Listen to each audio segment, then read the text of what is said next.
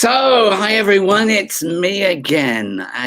Still sitting here. I've still got Yoda sitting over my shoulder. He likes to be here every day to just check that I'm not doing anything too stupid along the way. And today's show is far from stupid. We've got three really nice panels that we're coming up with. My old friend Paul Weston, who's a stunt coordinator extraordinaire and also has had a very varied life. So it's going to be about a lot more other than setting yourself on fire and throwing yourself off cliffs. But we've got him. Then we've got Brandon Alinger from the PropStore in Los Angeles, and my friend Tom Spina, who renovates movie relics. They're going to be talking about collecting different original props and caring for them, etc. That basically, the extraordinary explosion that there's been in collecting movie props. And then lastly, I'm going to do a panel about my old boss, Stuart Freeborn, and his son, Graham, who really left a great legacy in England on creature effects. So the first thing that I'm going to do is to bring up some of the pieces that relate to my good friend Paul Weston, and he's looking very dapper there, I have to say. He's a stunt coordinator, he's an actor, he's a second unit director. He used to be a male model as well, and he writes music. So I feel he's a Renaissance man, a lot like myself, and I'm going to bring him up onto the screen pretty much right now. And there you are. Hi, how are you? I'm good, Paul. I'm good. So you're in England, right? Yes, yeah, in Hertfordshire. Yeah, it looks very luxurious there, I have to say. It's we're going to talk about something. When did you start making movies? Well, I was an engineer, and I got fed up with working in a factory with black walls and greasy hands. And it was a weird story. I asked one of the old fellas, we was having a cup of tea out of a tin mug. And I said to the old fella, I said, "Eric, how long you been working here?" And he wiped the drip from the end of his nose and he said, 38 years, man and boy. I said, 38 years? Wow. He said, it's a long time. Where'd you live? He said, just around the corner. I said, have you always lived there? He said, oh, no. I said, I used to live around the other corner. I thought, I cannot do that for the rest of my life. And I knew those days they used to have a lot of people that are like that, that live within this little area because that's where they started. And the sense that those of us who've lived these more adventurous lives. I have people that come in quite often and they say, oh, you're living my dream. And sometimes I want to say to them, that's because you didn't get off your butt and go live yours, right? I don't mean that in an unkind way, but that's typical of what's in my motivational book, where I'm trying to encourage young people to take the courage in both hands and step outside the box. I was fortunate. I was fortunate that, when I was at college, I did, one of those summer jobs between semesters working in a factory. And I found out pretty fast that that definitely wasn't how I wanted to spend my life. Yeah. But you went, you were a male model as well. At what point did that happen? It's a long way from an engineer to a male model, isn't it? Yes. I didn't know what to do. I had an ache. I had to do something. So I thought, right, in those days, the Evening Standards had 2 pages of situation vacants all over the world, up in Alaska on the pipelines, or down in South Africa. I thought, wherever it is in the world, I'm going to do. So I opened up the pages, closed my eyes and pointed down. And my finger alighted on a little box and it said, the London School of Charm requires models, Leicester Square. And I thought, well, I can't be a model because, ridiculous. But I thought to myself, I promised myself, whatever job it was, I was going to go after until they said no. So I thought, as soon as I phone up and say, "Hello, darling, you want you want models?" She's going to say no. So that'd be it. So I phoned up and she said, "Come along." And I thought she hadn't said no. So off I went to the West End, probably 1960, 61.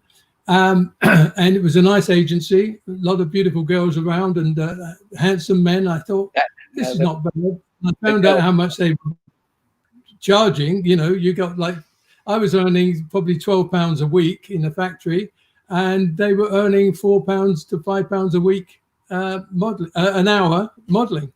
Yeah. So I thought, well, I'll stick with this. And I started modeling, and then I started doing walk-ons on television, then extra work, and was sent down to understudy. That led you to the Saint, right? Yeah. I mean, anyone in England remembers, or anyone of an age remembers Roger Moore from Ivanhoe and the Saint before he ever got to be James Bond or anything else. So how did that come about?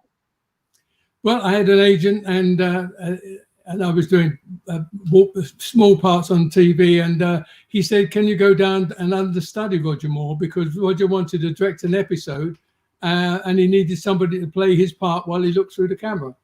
So I did that and played the part with the other actors, and he was so kind and wonderful. And I thought, this is what I want to do for the rest of my life. I want to be in a film studio, and I have been. So.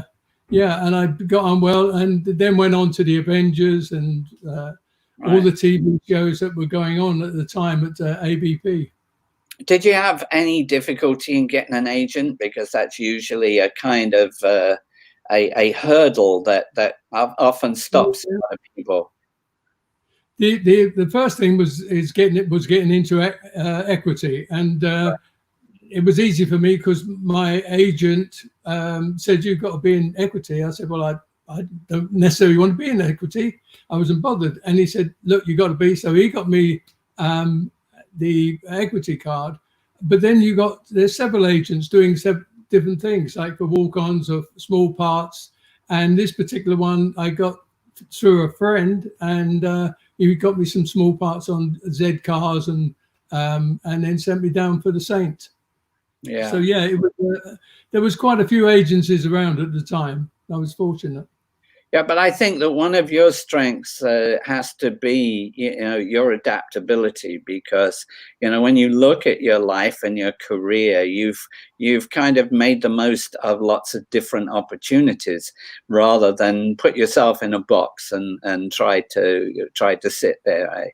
I again, in my book, I say, if you've got an engineering degree, whatever you do, don't call yourself an engineer, because it restricts you from being a poet too. You want to just build on what you've got rather than the other way around. And I think, it's clear to me from just looking at some of your photos and some of the things that's in your bio that you really, you really grabbed the opportunities and said, "Oh, that looks like fun. Let's go give that a shot too." Yeah, I mean, I was playing small parts like on the Baron and the Saints, and I thought, I've got to learn about this acting bit, but I was never trained. So I went to the Mount View Theatre Club, theatre school, for 3 years on doing a night course, just to learn the business, really. Right. Which was scary because, we've been talking about, that early career, and we haven't really even got close to any of this.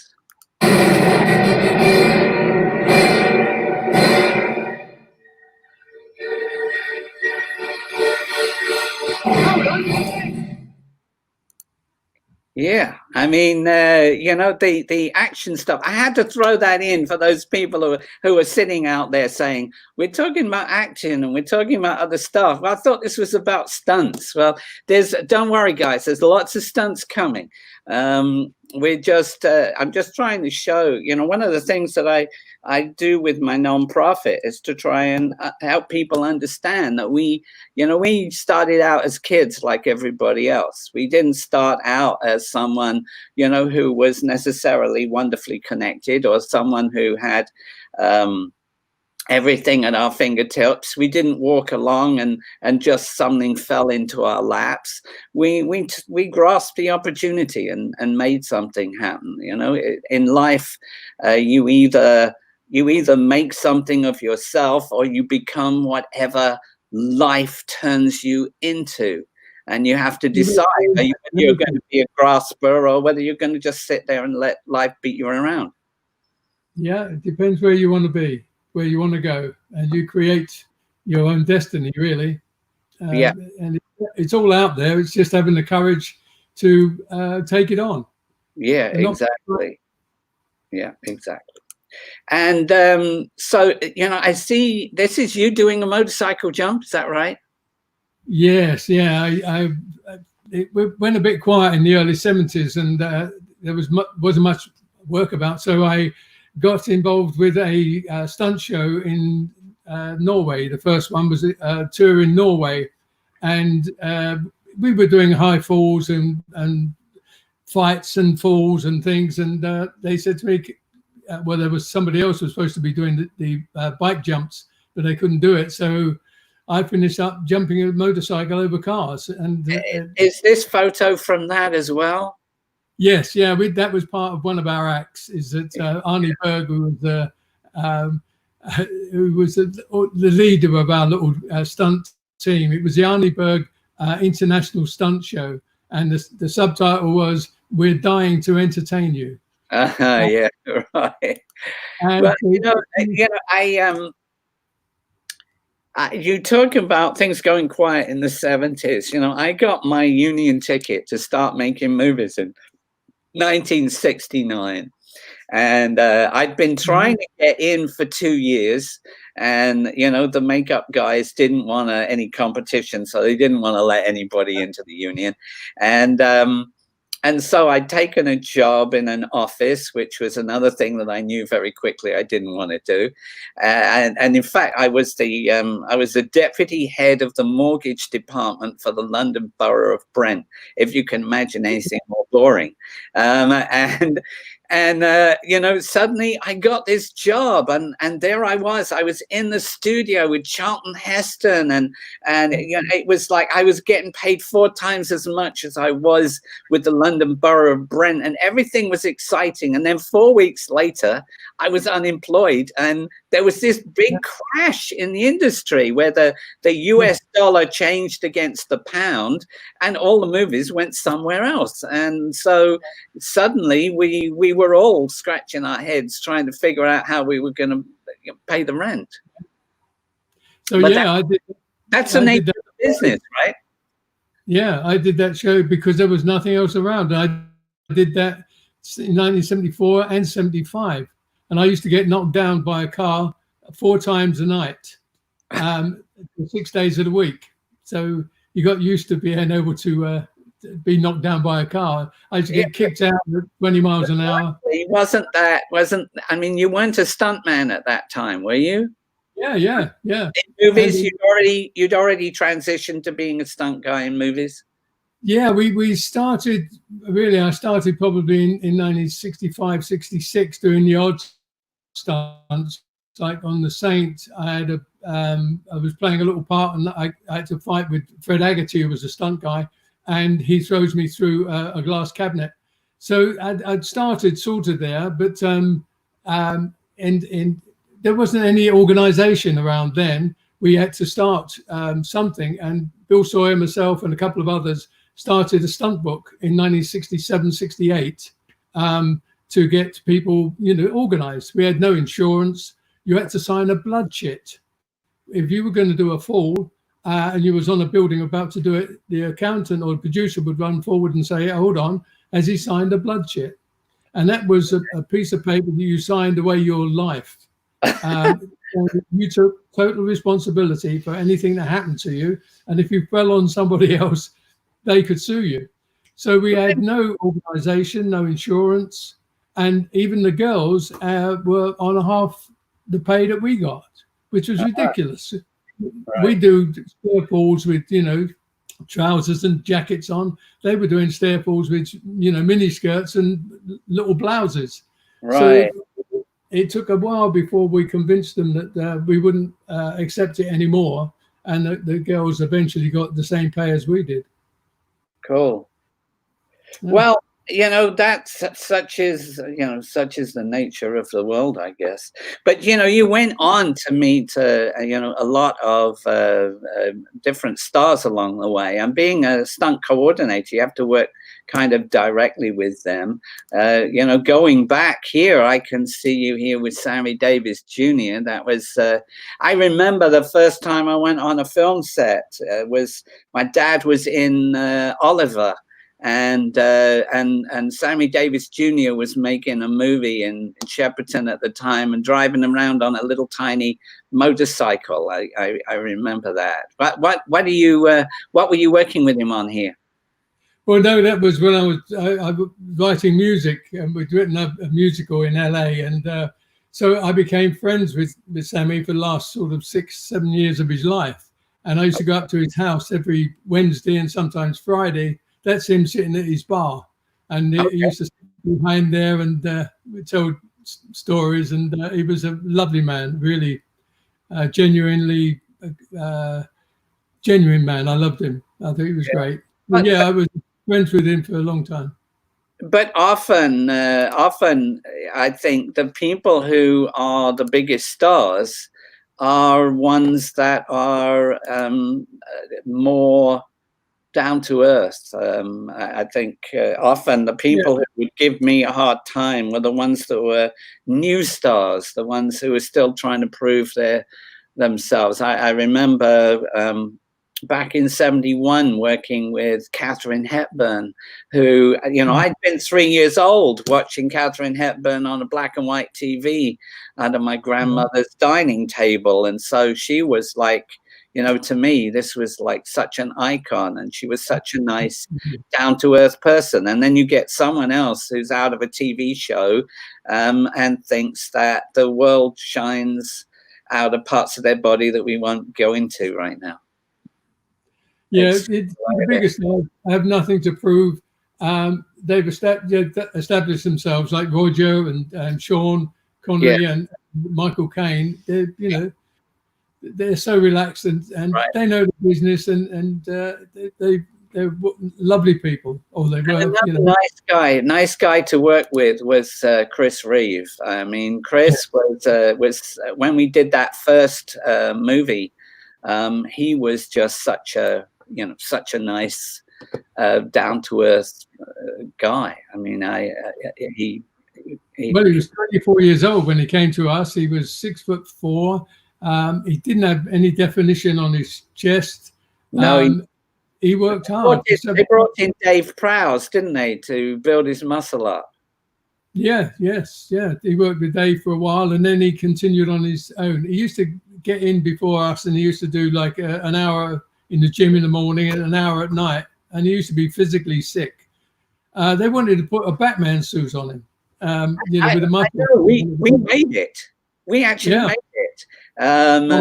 Basically, you know, before they made the very first Superman movie, they were really concerned that he wouldn't put on enough muscle.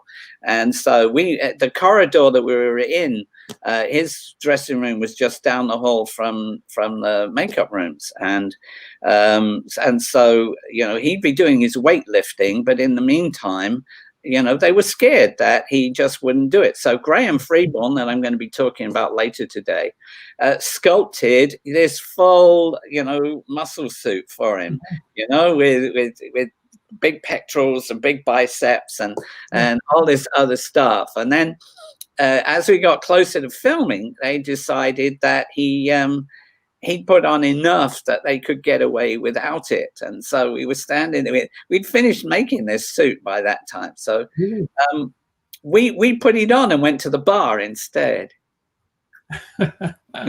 Yeah. But he worked out well. I mean, he was determined that he was going to do it himself.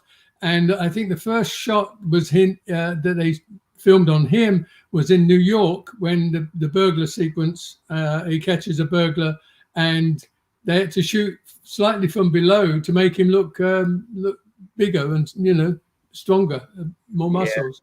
Yeah. But Well, and by 2 and 3, he was like too big. He was like, his neck was quite big. Okay. Well, you know, I only worked on the Dick Donner stuff for 1 and 2. Before that, I was doing other stuff by the time they got back to Dick Lester, and so you know, none of those other movies were in there. This is another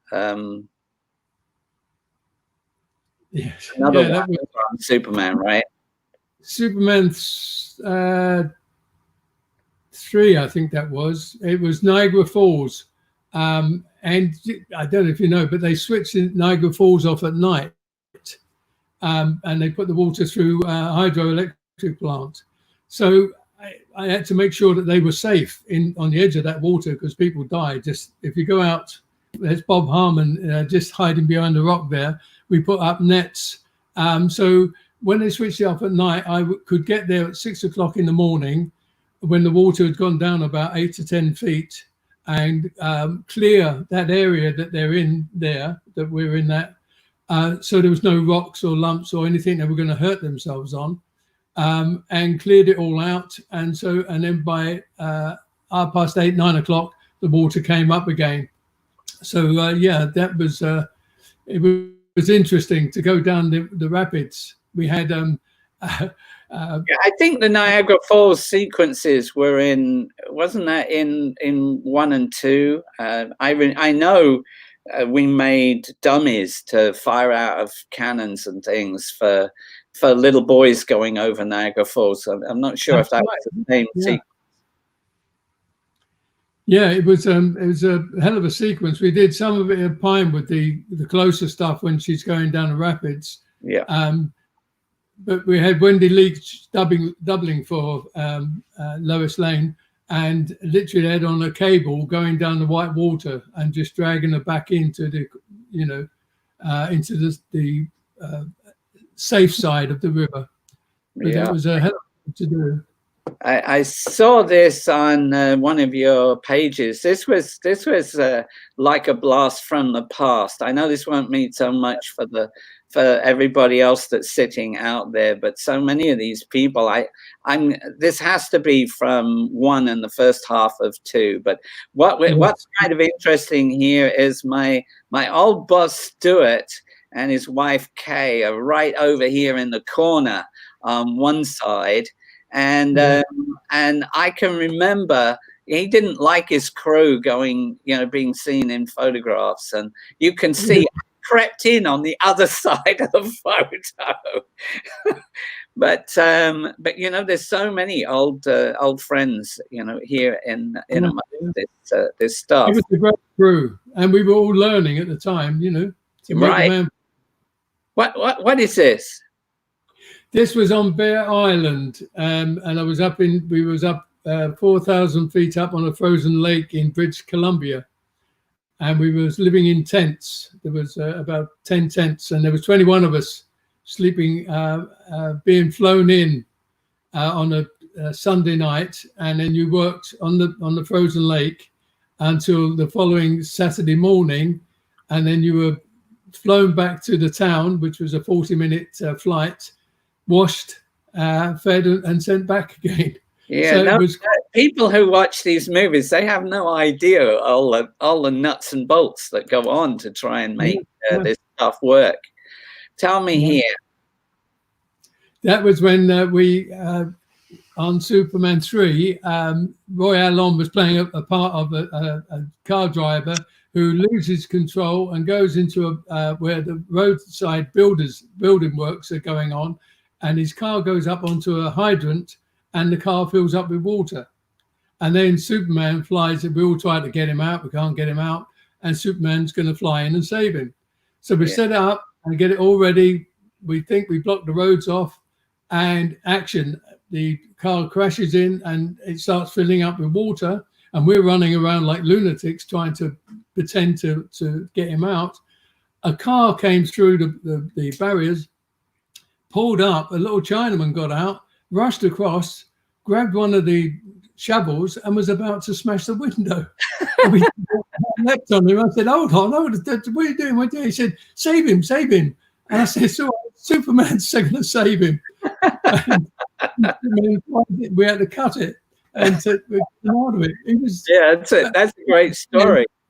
Yeah, and he wanted to smash the window and do the great thing and get the guy out. Yeah, but it was a good fun. So yes, when Chris had his son, right? Yeah. This was on the A stage, I think, at Pinewood.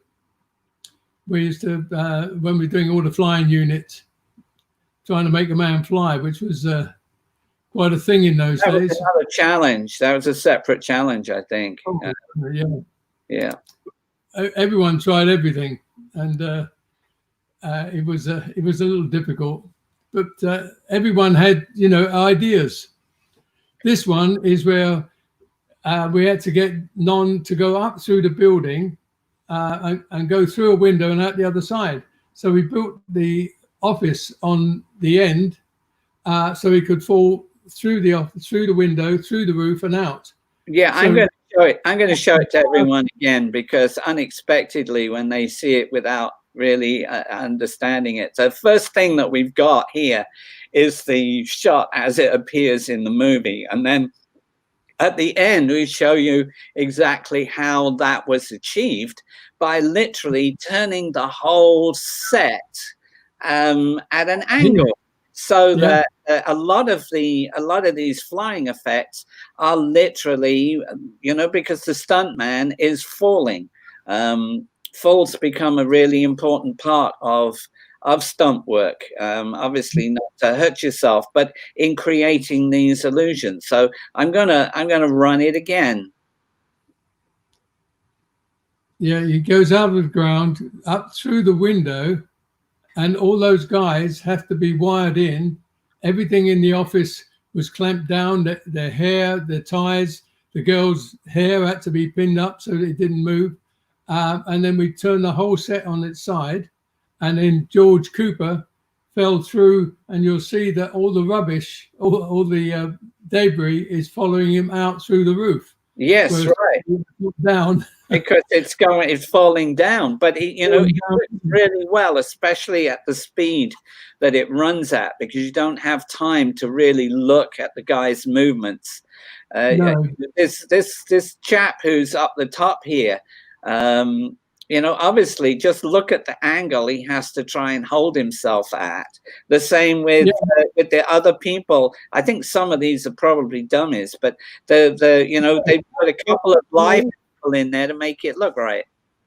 No, they were all stunt guys and girls, and I had to work out the angle that their wires would be hanging down straight, and then I screwed their shoes to the floor so that they could, while it's being winched into its angle, they could hang up right instead of hanging upside down all the time. And then when we were ready on action, they swung their feet up and put them in their shoes so they were in the right angle to stand.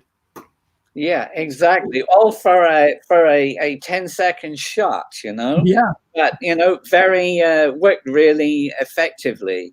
I see also for those folks in Britain and royalists and whatever else, this kind of interesting piece here where you've got Princess Diana hitting Prince Charles over the head with a bottle. I think that's interesting news.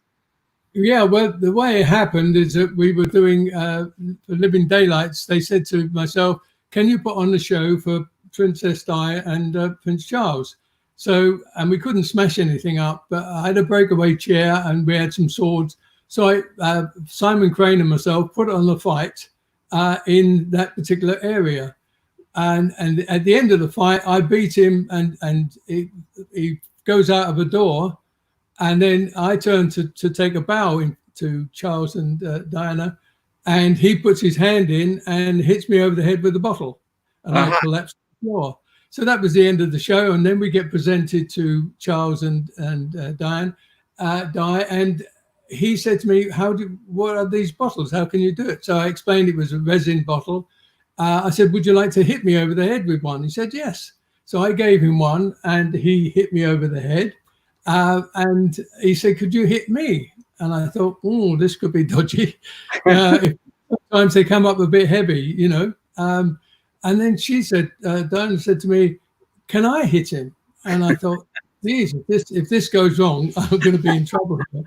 So I sorted out, I had a box of bottles, breakaway bottles. And I found a light one, and I said, yes, okay, but we'll do it like a film. So I gave her the bottle, and I said, I'll say turn over and action, and you hit him. She said, okay. So we had the world press there. I said, okay, stand by, roll cameras and action. And she went, oh, I can't. I said, you got to now. You got the world press here. Action. And she went, smash. And he turned around and brushed it off, and he said, that's got to last you 10 years. But it didn't last 10 years. So, yeah, which was a shame. But they were very nice, and she was beautiful, very lovely. Yeah. That's a great story, you know. So yeah, we come down. I think this is a bridge too far, isn't it? Yes, it is. That's myself and Robert Redford. I had to look after him for a few days. I was there too. I was one of the guys doing 400 wounded soldiers every day. Yeah. Wandering around in the field with bottles of blood. It was a challenge. But that movie had just about everybody in it. Really, it was a big. It was a huge movie in its time, and it won, I don't know, something like 7 Oscars or something. Yeah, it was a massive story to tell. I mean, it was quite brave of Joe Levine and Richard Attenborough to try to tell it in the time. You know, there were so many elements that went to make the Operation Market Garden, from the Americans, the Dutch, the German side of it, and the English. It was just a big story. And and it was a time. It was a time when we'd gotten away from movies which were all about how the brave Americans and the brave Brits were beating up the rotten Germans. Which was when we were kids. Those were the movies that we were seeing. We'd gotten to a point where we're really looking at war from everybody's point of view. And it was a great in-depth movie, I thought. But there were a lot of egos on that movie, as I remember it. We also had. I remember that we were held up for half a day one time waiting for Robert to get his hair cut. I don't know if you were around that day, but that was an interesting time. But didn't we lose a couple of stuntmen on that movie? No. I thought there was something about people falling off the bridge. No, the special effects guys had a car accident. Yes, I remember. We had John Richardson on a month ago. He and his girlfriend had that accident. No, all the stunts were fine. There was only 4 of us really to do the bulk of it. We had 50 actors. They were bit part actors that to play the bulk of the action, running around and doing stuff. But when it came to Private Army, I think they called it, didn't they? Yeah, that's right. They were all front of crowd. They were proper actors, but not big names. And they were doing all the front of crowd action in all the battle scenes. They did a great job. Yeah. So we're moving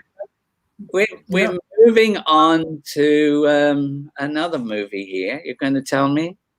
Yeah, that's Raiders of the Lost Ark. Exactly. Yeah. And you know, amongst all the movies that you worked on, I have to say that that's one that really stands out. Yeah, yeah. It was a great movie to work on. We were in the desert. It was 10 hours drive from Tunisia town, Yeah. on the edge of Sahara Desert. What was that? No, this was Tozer. Okay, because we did the same thing on young Winston. We you know, we flew in. We went to the edge of the Sahara Desert where there was nothing but a hotel and a bunch of sand. And then we got in these cars and drove for an hour at 160 kilometers an hour down these crazy roads to get to a sand dune. And I'm sitting on the sand dune thinking, why is this sand dune any different to any other sand dune? But hey, that's the nature of the business. And here we've got you in a action sequence, right? That's Harrison punching me out. Yeah, and I think we've actually got that right here.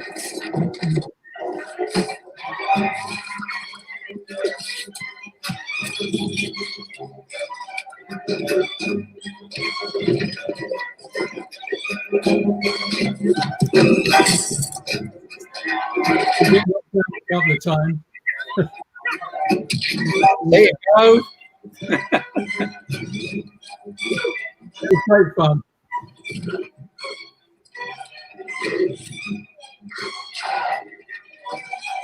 It was me getting stabbed.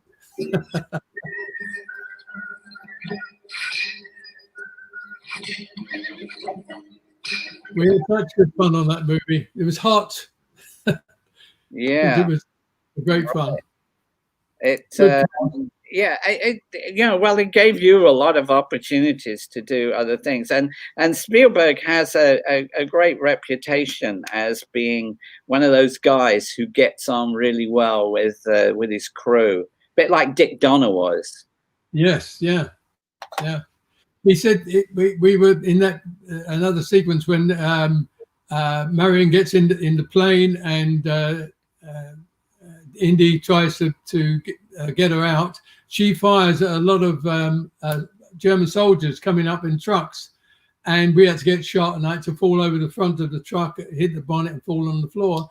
And Spielberg said to Kit West, what do you put in these bullet hits? You can hardly see them. He said, well, I put blood capsules on there and Fuller's Earth. He said, but it's too white. Can you put some red in it? So he said, yes, okay. Kit went off and sorted something out, put us all in our bullet hits over our body. We drive in and they press the button and we start getting shot, and beautiful red dust comes off and blood. It looks fantastic. We hit the floor, couldn't stop sneezing. He'd put red cayenne pepper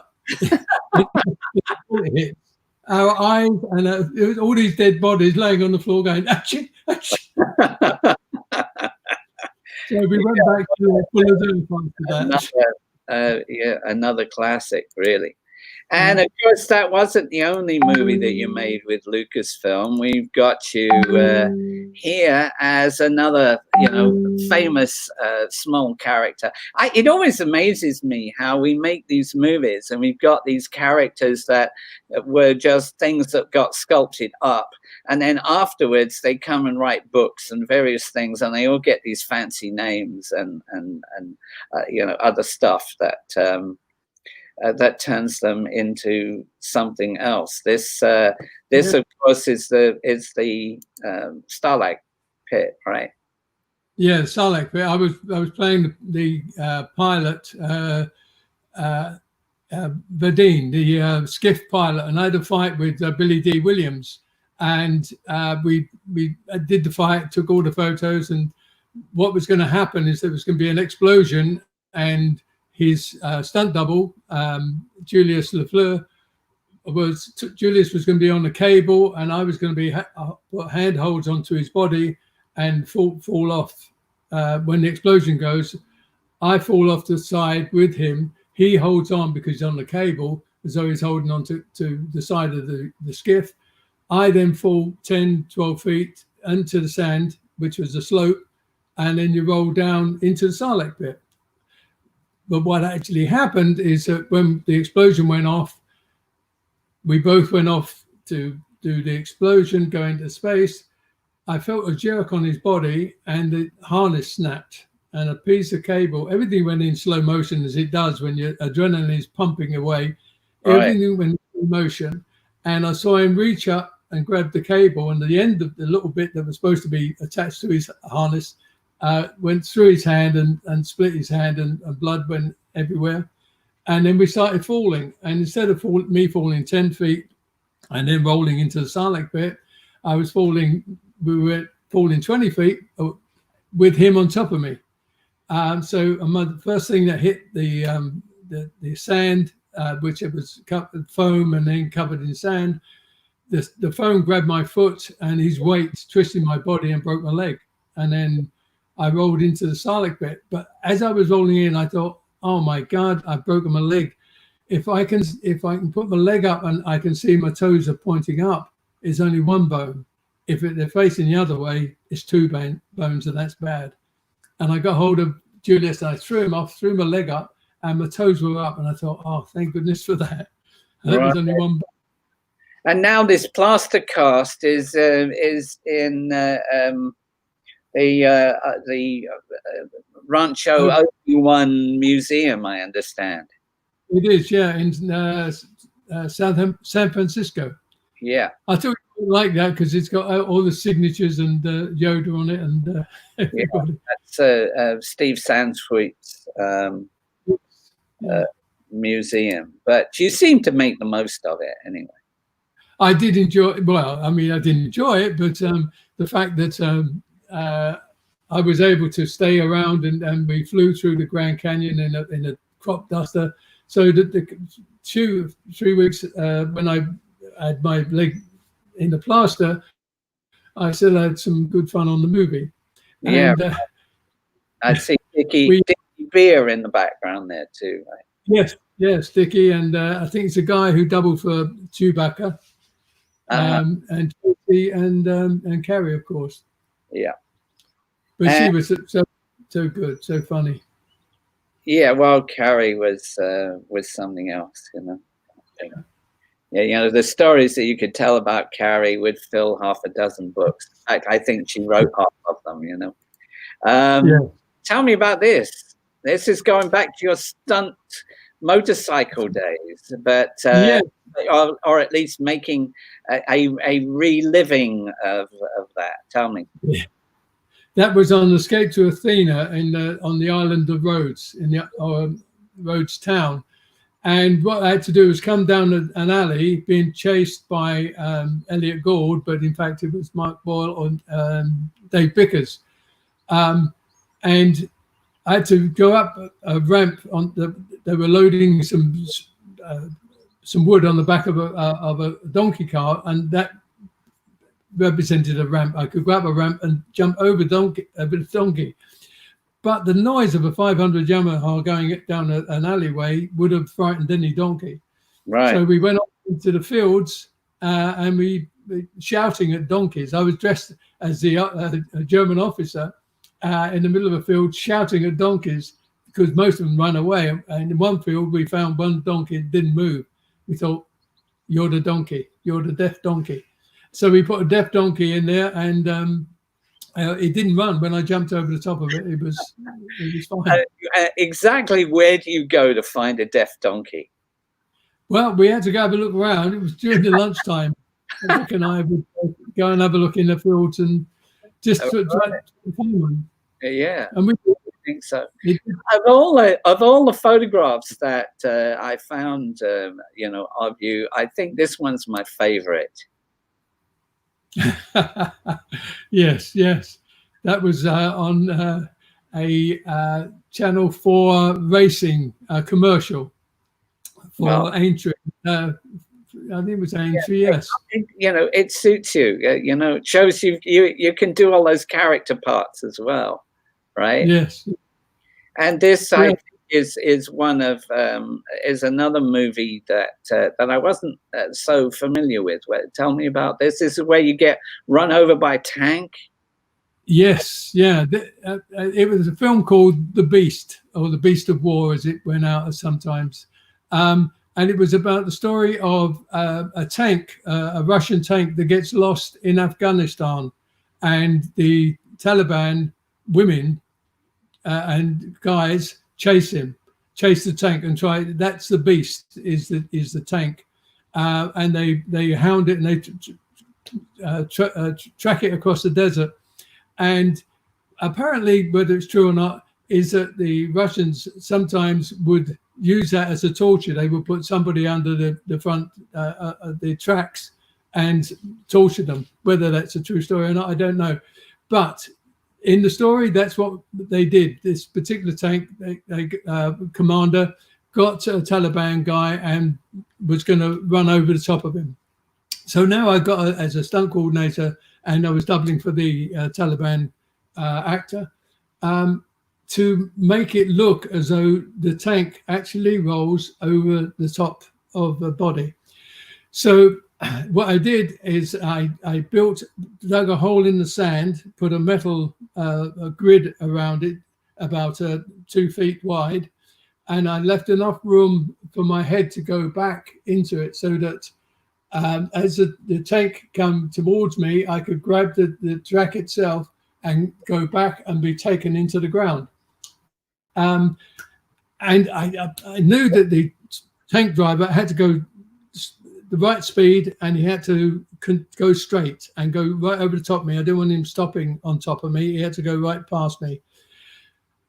A few years before, I'd done Dempsey and Makepeace, where I was playing a part of a villain, got shot, and had to fall under a train that runs over the top of me. So we set it all up, but the train driver couldn't drive over me.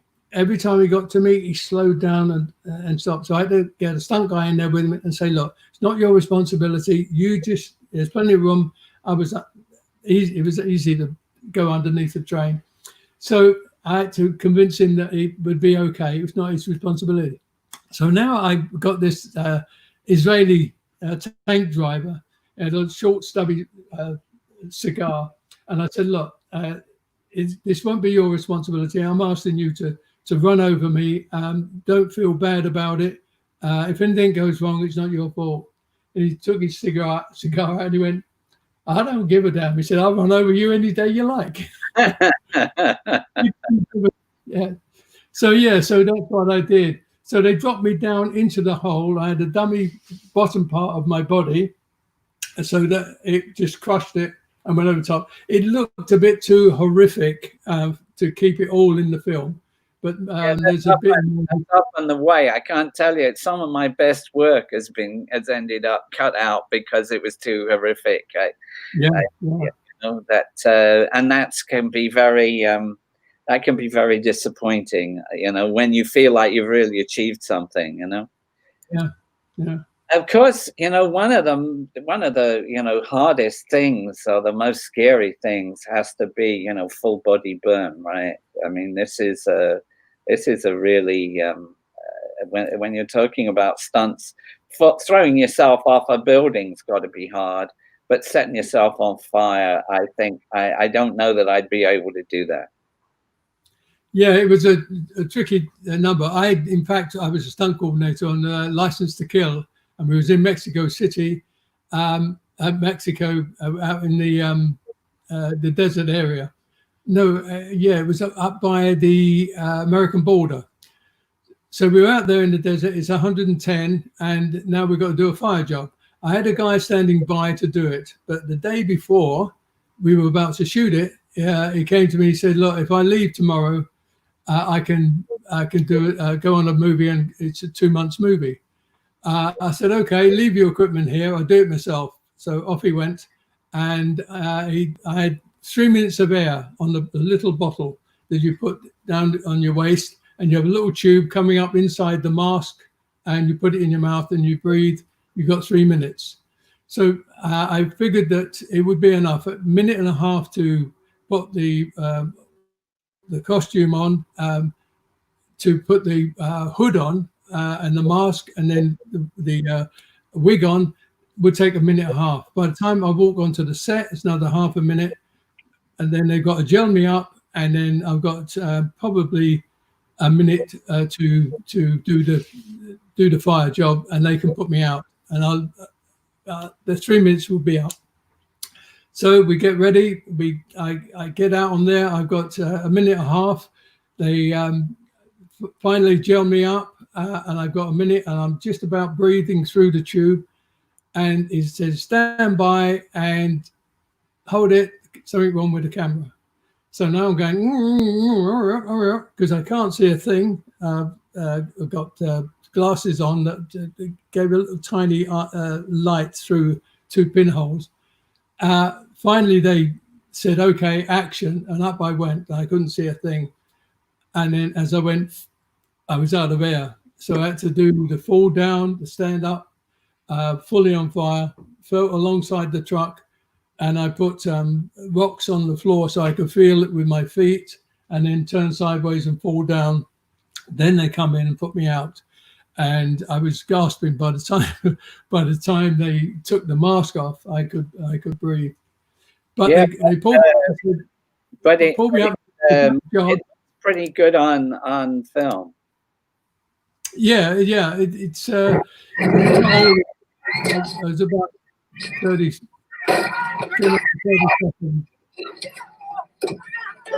Go! Somebody get him down! Get him on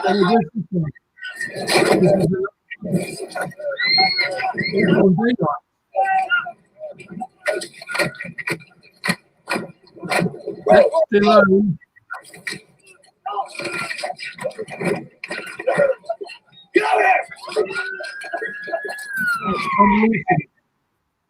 Yeah, very effective. That was on daylight. Yeah, that was on daylight in Rome. We built a half-a-mile tunnel on the back lot of Rome, and we shot daylight in that tunnel. So you set yourself on fire regularly, right? No, that wasn't me. That was Tom Lucy on fire. Okay, all right. But fire stunts. I remember when we did Life Force. One of those things that we blew up a London bus and had a couple of guys running around on fire. That was a big deal. Yeah. Any fire job is dangerous. Yeah. Fire, and this looks like you probably or you're falling a fair distance here. Tell me what's going on here. Yeah, this was a film in Denmark called Tanta, the Assassin, I think it is. But we were out there, and Ken Shepherd was the coordinator. I was doubling for a guy who got knocked down on the motorway. So I'd already done the car knockdown on the motorway, and he's then taken to a hospital. And while he's in the hospital, I can't remember the story, but either he gets thrown over the balcony. And how high up were you when you started this? I was only up to about the third. But Dickie Beer, because Ken Shepherd said, "Look, I'll get you both jobs if I do the narrow entry." He said, "Paul's a narrow entry expert. He can fall into the top of the bus. Dickie Beer is a high faller, and he fall into an airbag." So he came about 8 stories or so into the airbag, and then I did the lower fall into the top of the bus. Right. And that's pretty impressive, because when you say into a narrow area, I mean, you are literally you've just got about enough room to you got about 4 inches on each side by the looks of it. Yeah, it was stupid, really, when I look back on it. But they told me it was going to be an ambulance, so I thought, well, an English ambulance is quite big, I could do it. I went up there, found position, and I'm waiting for the ambulance. And when the ambulance arrived, it was a Mercedes long wheelbase car. that they'd taken the seats out and put sort of boxes in there and a mattress and put Fablon over the top. So I then had to fall into that, and I didn't have a choice really. And I have to say that the edges don't look, you know, they don't look that soft. If you, you know, having the edges curling over like that really looks like an accident waiting to happen. Yes, yeah. I was very lucky. Well, you think you're invincible when at that age, you know, you think you're okay, and I was okay. I did it okay. It was, you know, whether it was skill or luck, I don't know, but I got away with it. It was a nice job to have done. I don't want to do it again. You know, sometimes, yeah, I often say, and not relating it to stunts, one of the advantages of being younger is that you don't know enough to know that you shouldn't really be doing what you've just done, right? You achieve things because you believe you can, when people with more experience would say, oh, that ain't gonna work, you know, but you played up, right? And there's been times when I've gone out and done certain things that I love. You know, I'm not a guy, but set myself. Sorry? I just got to shut the window. It's starting to rain. Okay. Yeah, continuing that while he's closing the window, there was a time when, as a sailor, I liked the idea of doing one of the races single-handed. I was Commodore of a yacht club at the time, and we had a race to another island, 30 miles. And so I decided I was going to take my boat single-handed and do that. And at the other end, you're surrounded by coral heads and all kinds of things. So sailing a boat without an engine, single-handed around coral heads, was a challenge. But then we were there for 2 days, and the weather blew up, and we had a tropical wave on the way back, with waves that were like, if you talk about waves that are 10 feet. You know, when you're down in the dip looking up at those waves coming, you know, you tie yourself onto the boat, because, you know, if you get swept over the side, there's nobody there to, you know, to do anything. And it's going to take you 6 hours or more to sail back through it. And I have to say, I feel proud that I kind of did that. But it's one of those things where you say, you know what? I'm not sure that I'm going to do that again.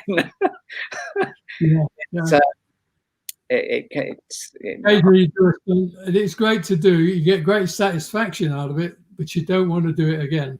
No, yeah, exactly. It's a good thing to look back on, not forward to. Yeah. So, you know, it was, tell me what's happening here. I have to say, Roger looks very happy. Yes. Well, it was 30 years of Bond. We did a show for 30 years of Bond, and all 4 of us double for Bond at one time, and double for Roger. So yes, it was George Leeds, myself, Martin Grace, and Dickie Graydon. Right. Yeah. And these, I think these last photos that I've got here are all Bond movies, right? How many Bond movies did you do? I think 9. 9, I think. Yeah. So I was coordinating, but the rest is actor or stuntman. Yeah, no, I mean, obviously, when there's 9 movies, you're going through that progression of moving up through the ranks to, you know, that was me doubling for Roger, and Wayne Michaels was doubling for one of the twins that has to come off. So we're doing 30 miles an hour, and we've got to fall off the train. So we had Dickie Graydon had already set up the boxes because he was going to do it, but for some reason he was going to do it with Martin, I think, when Martin had his accident. So the boxes were lined up, but they were like hundreds of yards long. But for me, I only needed boxes where I was going to fall in. So I said to Wayne Michaels, who was a young stunt guy at the time, I'm going to throw you off. The moment we hit the first box, become level with the first box, I'm going to throw you, and I'm going to leave my toes on a fraction longer so that I'm just slightly away from you. If we both go together, we're going to both hit the boxes together and hurt each other. Yeah. So I time it just to leave it slightly behind him, and but he had the tremendous courage of trusting me. I'm looking where the boxes are. We're going down towards the boxes. He's got his back to it. So when I go say now and start to push him, he can't see any boxes. He's coming off at 30 miles an hour, hoping that the box, I've got it right. Yeah. Hoping that Yeah. He did it. Curry. Very good. Yeah. You are doing another jump, right? Yeah, that's in Key West on License to Kill. I was at the Hemingway house, where Hemingway wrote, or that was Hemingway's house. So I had to jump over the balcony when it's like, it was originally called License Revoked because they take his license away at that point. But apparently, when the title went out into America when they were setting it up, and someone said, "What does it mean?" Yeah. So that to change to License to Kill. Yeah. Well, you know, License to Kill is a classic Bond quote, and License Revoked, you know, sounds like someone was stopped for speeding. Yeah.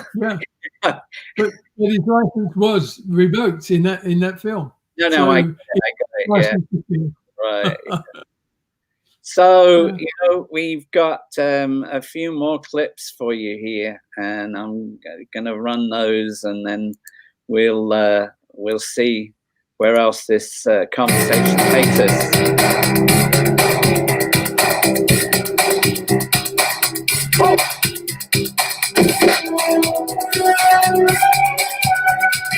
Out on your day.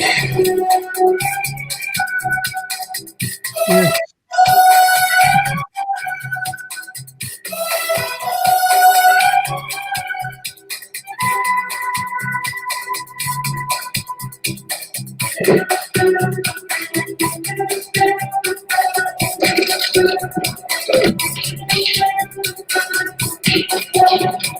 It's a great fun.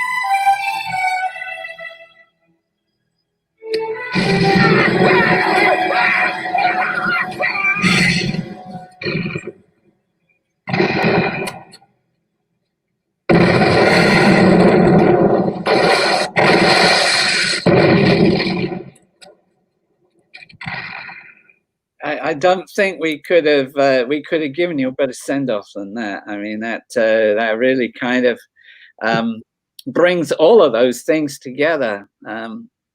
It must make you feel proud when you look at you know, everything put together in a you know, in a collage of clips. Yeah, like yeah, that was just the Bond. There is another one of Raiders and all the other movies that I've done, and it's a bit longer than that. But yeah, it's great to put them all together. I'm writing my book, and each film or each photograph is a story, and it just, you know, I go into so much more detail of how we achieve those things, which I find hopefully will be interesting to the general fans. Is how you achieve the stunt, not necessarily just, you know, being on fire or jumping down or falling. I find it more interesting to go into more detail of all those things. So I've got 268 pages and 85,000 words, and I'm just writing Return of the Jedi. So Yeah. it's 83. So it's going to be long, but they can edit it down. But, well, I don't know. You know, I one of the things about writing is that you know, you start out wondering, first of all, whether anybody's going to read it. But, you know, okay, well, we'll get past that one, because if you don't write it, then for sure they won't read it. And then as you get through, you start to wonder, gosh, I wonder how many pages is going to be in this thing. Is it going to be enough? And then as you get further on, you think, oh, crikey, I'd better go back and tailor some of this down, because, you know, maybe people fall asleep reading it. Gets to be a real mixture. But we haven't talked at all about your musical career. How in the world did that get started? Well, I was in LA. I was doing some casting for Bond, and I was staying at the Beverly Hills Hotel, which I used to love to stay at, and I met a whole group of people that had been to awards ceremony, and when we came back, I got to meet them, and there were a lot of musical people there, writers and lyricists and composers.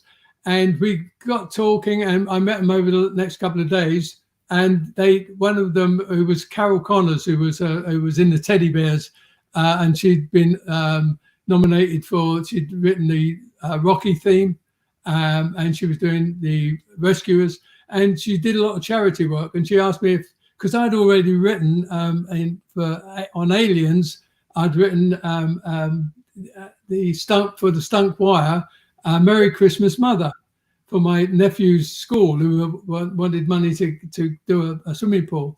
So I'd written this song called Merry Christmas Mother in November, and we got it printed up and recorded.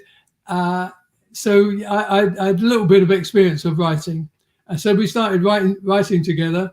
A lot of charity stuff. I wrote a song for Jack Jones, the singer Jack Jones, and a few others. We did the 50 years anniversary of Singapore, called Singapore, My Lady. And then we wrote a musical. We wrote 22 songs for a musical, Don't Forget the Laughter. So we tried to push that on Broadway, and it was difficult. We never got it off the ground. Yeah, but in that, I met Sammy, and then used to go up to the mansion with, got introduced to Hugh Hefner. So anytime I was in town on a Sunday, I would go up there for Sunday lunch, and then you go in there and watch a movie. So yeah, I had some great parties up there as well, with, you know, sort of Easter parties and pajama parties. Yeah. So, yeah, it was a great time. I really enjoyed it, and it was. I read somewhere that you also sang with the Beatles. Yes, that was when I was an extra. It was on Help. We were extras in a pub in Fulham, and we were supposed to be standing by the bar, and the Beatles come in, and Ringo's ring, a tiger swallowed Ringo's ring, I think, and it was escaped, and it was in the cellar of the pub. So they rush in and open up the cellar, and sure enough, there's this tiger, ferocious tiger, and Ringo says the only way we can calm it down is to sing it a lullaby, his favorite lullaby. So we all had to learn this song, and there I am singing with the Beatles. I thought they were singing a bit flat, but I didn't say anything at the time. That's not the same thing in that situation. Well, you know, Paul, it's been really great to have you on, and it's been a fun panel. We've seen something from so many different movies. I mean, you must with all these little clips that you've got, I guess when everything else runs out, you're still a working stunt guy, but when everything else runs out, you can come and join us at conventions doing autographs at Star Wars shows and various other things as well. Yes, I enjoy those. If I get a chance, I do those. Yeah. Right. So I'm hoping that COVID doesn't keep you confined for too long, and you get a chance to get back to work. And I'll look forward to seeing what you're doing in your next adventures. Thank you. Yes, I'll let you know. It's been a pleasure, and good luck with your museum, and I hope you get the support that you need. Yeah, well, you know, we put this on for our supporters because they, you know, I have very loyal people that come to get to know me personally in the museum when they're on holiday, and without them, we wouldn't be surviving right now. I mean, literally, because we're in an island that's tourist operated, and all the ports are all locked down. The airport's locked down. Everything is in abeyance right now. So we have to hope that you know, things will sort themselves out. Although every day you listen to the news and it doesn't kind of encourage you too much. But I'm going to talk to you again now that we've reconnected. Let's not be strangers. Okay, it'd be my pleasure. Anytime. Take care, Paul, and thank you so much for joining us. Stay safe. Take care. Yeah. So it's time for us to start to move on to our next section, and I can see that my partner in crime, David, is sitting there with his headphones and his other stuff, ready to let me give me a break so I can go to the bathroom or something. David, hey, my friend, how are you? Well, I'm slightly concerned, Nick, that now Brandon, Tom, and I have to follow you and Paul, and finishing with that story, singing a lullaby to a tiger. We might have difficulty topping that. From you know, no, it was kind of it was a good panel because it was so diverse, you know. Yeah, it was wonderful. I had to see the video with all of Paul's work in all the Bond movies, and even helping Princess Diana smash a bottle over Prince Charles's head. I know you were messaging me. Are you online? Yes, I was so engrossed in the panel that I had forgotten to dial in. So I was very much enjoying it. So thank you very much. And it's a pleasure to be with you again, Nick, here on MovieMagic. And this is the third one, isn't it? It's MovieMagic 3. It's like the 5th of our shows. I'm beginning to feel like a veteran. Not a veteran like you. I mean, you're doing shows in your sleep, I think. Well, it does feel a bit like that. But I shaved the beard off since last time. It comes and goes. But yeah, this is the 5th one with you. So it's been a privilege and a pleasure to be with you. And also what's been great for me is to hear the stories as well as connect with all these incredibly talented people who are brilliantly supporting the foundation and your museum. So long may that continue. So I know we've got some wonderful guests. I'll let you go and have a bathroom break, and we'll chat to Tom and Brandon. What I really like to do when we're doing this is have something that's very diverse and really rings the changes. And I think this show really does that, because we're going from stunts to collectibles and then, you know, on to movie history. I think I'm looking forward to hearing what our experts have to add. And let's start by bringing on Brandon from the PropStore. Brandon's looking different. Morning, guys. Hi, Brandon. Good Morning for me. 9:15 here. Evening for you guys, I suppose. It's evening for me. What time is it with you, Nick? Right now it is just gone 12. Okay, cool. So yeah, so I'm in the future. Where are you, Brandon? Where are you? Home. Okay, so it's California. Yes. Right. So it's it's about 10 o'clock there, right? 9:15. Yeah. 9:15. But who's counting? It's a Sunday, so who's counting? Yeah, right. I know. I'm sorry about that. Getting you up on the Sunday. That's right. I have 2 little kids, so I've been up for hours. Don't worry. Yeah. Right. Well, that's another story. And of course, we've also got Tom here as well. Tom. Hi, everybody. Hi, Tom. Good to see you. You know, the whole idea of this show is to look at the whole nature of collecting, collectability of movie props. You know, I'm sure they'll talk to you about, in part, about the history of how, you know, when I was making a lot of these movies, we didn't even think about taking stuff home, because, you know, that whole industry didn't exist. And so of course Tom is a real expert in renovating those things. And so caring for, you know, collecting them is one thing, but guys, when you've got them, please make sure you look after them. You know, think about how to store them. I'm going to leave everything in David's capable hands, and I will come back and see you again in a little while.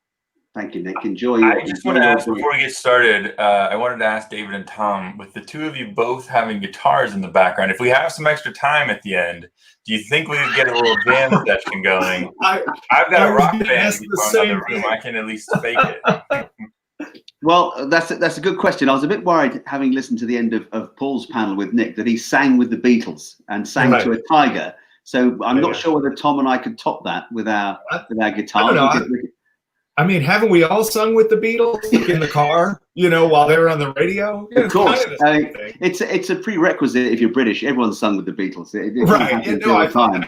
You know, we all make the pilgrimage to Merseyside, to Liverpool. Next time I'll bring the guitar, guys. Okay, good. You bring the guitar. I didn't get that. That's great. Let's break it up. We get someone with a bass or a set of drums, something. Like, we can't all be guitarists. I think this whole panel we could do musically. I mean, that would be a first. That's a great idea for Nick's Movie Magic. Brandon and Tom, it's wonderful to see you both again. I know we've spoken in the past and in these events. And Brandon, the COO of PropStore in LA, also the author. I now have the copy here. This is a beast. Oh, there we go. This is a wonderful book. Hey, look, I got you right back. I got you right back. Look at this. Oh, how about that? How about that for the plug? Excellent, touche. That's straight on Amazon after the last one. Thank you. That's great. I was gonna go pick up my copy of Brandon's book about Ralph McQuarrie stuff, but I don't want to get a hernia in my back because it weighs about 20 pounds. It's rather heavy. One volume at a time. Yes. Exactly. Yeah. Well, my book's more of a pamphlet, but this is a definitive, beautiful book. Absolutely.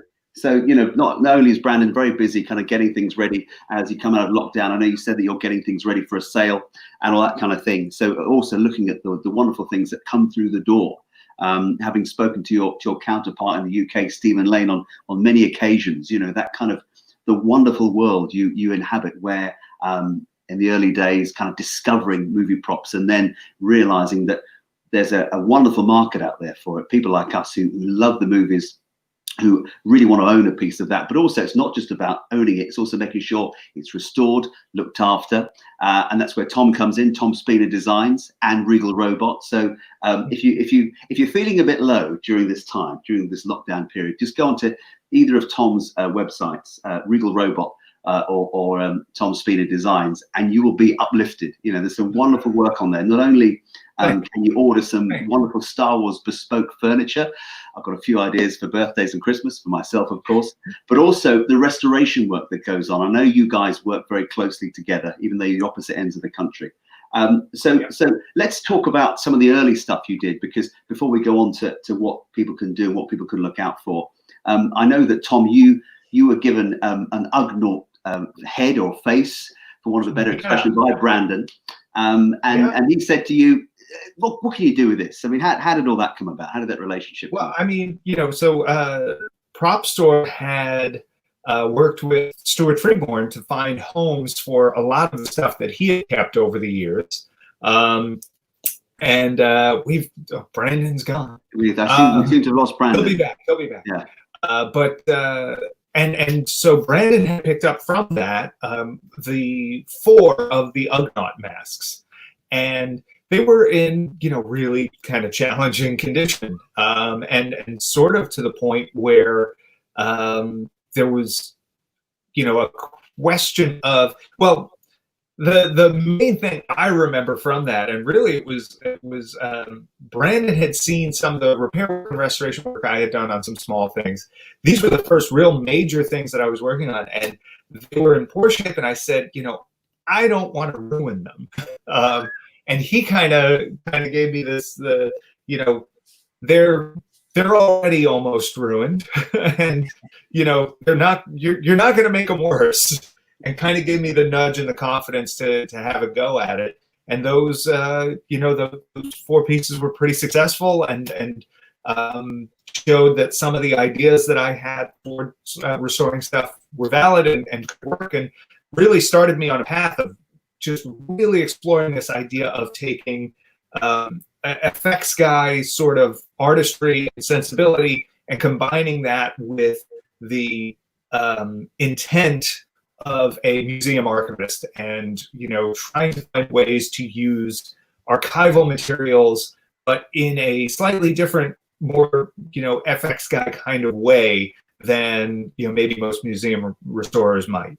And it's you know, that's almost oh gosh, that's like 15, 16 years ago, I would guess, that those Ugnaughts were, and it's been a pretty great ride since then.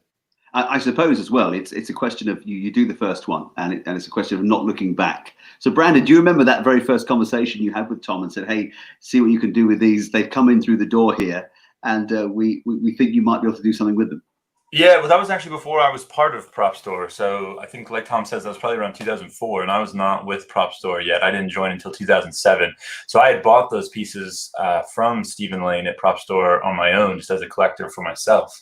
And that, you know, that find, that Stuart Freeborn find, we'll call it, that haul of material that came in, that was sort of one of the legendary quote unquote finds in Star Wars prop collecting, because Stuart K. Freeborn, they had kept so much material from their career in films. You know, they literally had just boxes and boxes and boxes full of masks and prosthetics and artwork and paperwork and photographs, not just from the Star Wars films. It was a lot from Star Wars, but also the Superman films, like they were speaking about on the panel previously. 2001: A Space Odyssey, you know, the man apes from 2001. A huge amount of content and really just some amazing stuff that is now in different collections all over the world. But so Tom, had you done no mask restoration before that? So I had done, it was all really minor stuff. Maybe I was too trusting. I don't know about this. Yeah, but yeah, most of the stuff I had done was on pieces that I owned. Okay. So if there was any risk, I felt it was on me, at least at that point. And it all came out of just, you know, making monsters and making masks for so many years prior to that, every time you make a rubber mask, you know, there's always some kind of flaw in the casting. You always get miscasts here and there.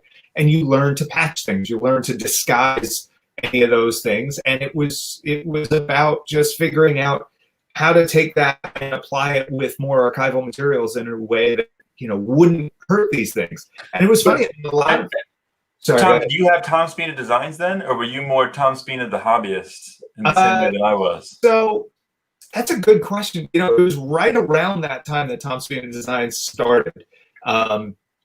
But I think it was still hobbyist at that point. I think it was. Or did you start it, but you weren't full time? You still had another. I definitely wasn't full time. Yeah, right. 2006, I went full time with the business. Okay. Yeah. Yeah. And yeah, but it really, there were things I learned just working on those Ugnaughts that, you know, you kind of almost accidentally, you know, you sort of stumble on good things and you sort of figure out little tricks that work and stuff like that. And then those 4 restorations really were the foundation for almost everything we've been doing for, you know, 16 years now. It's pretty crazy.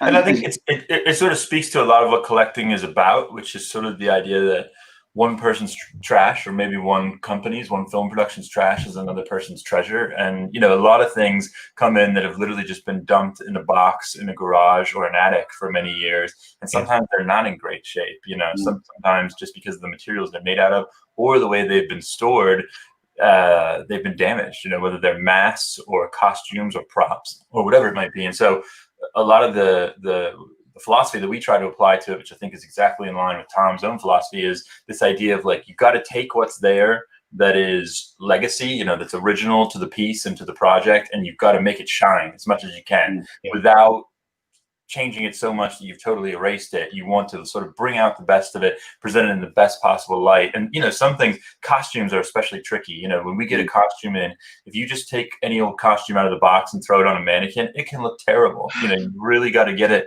onto a mannequin that it fits on.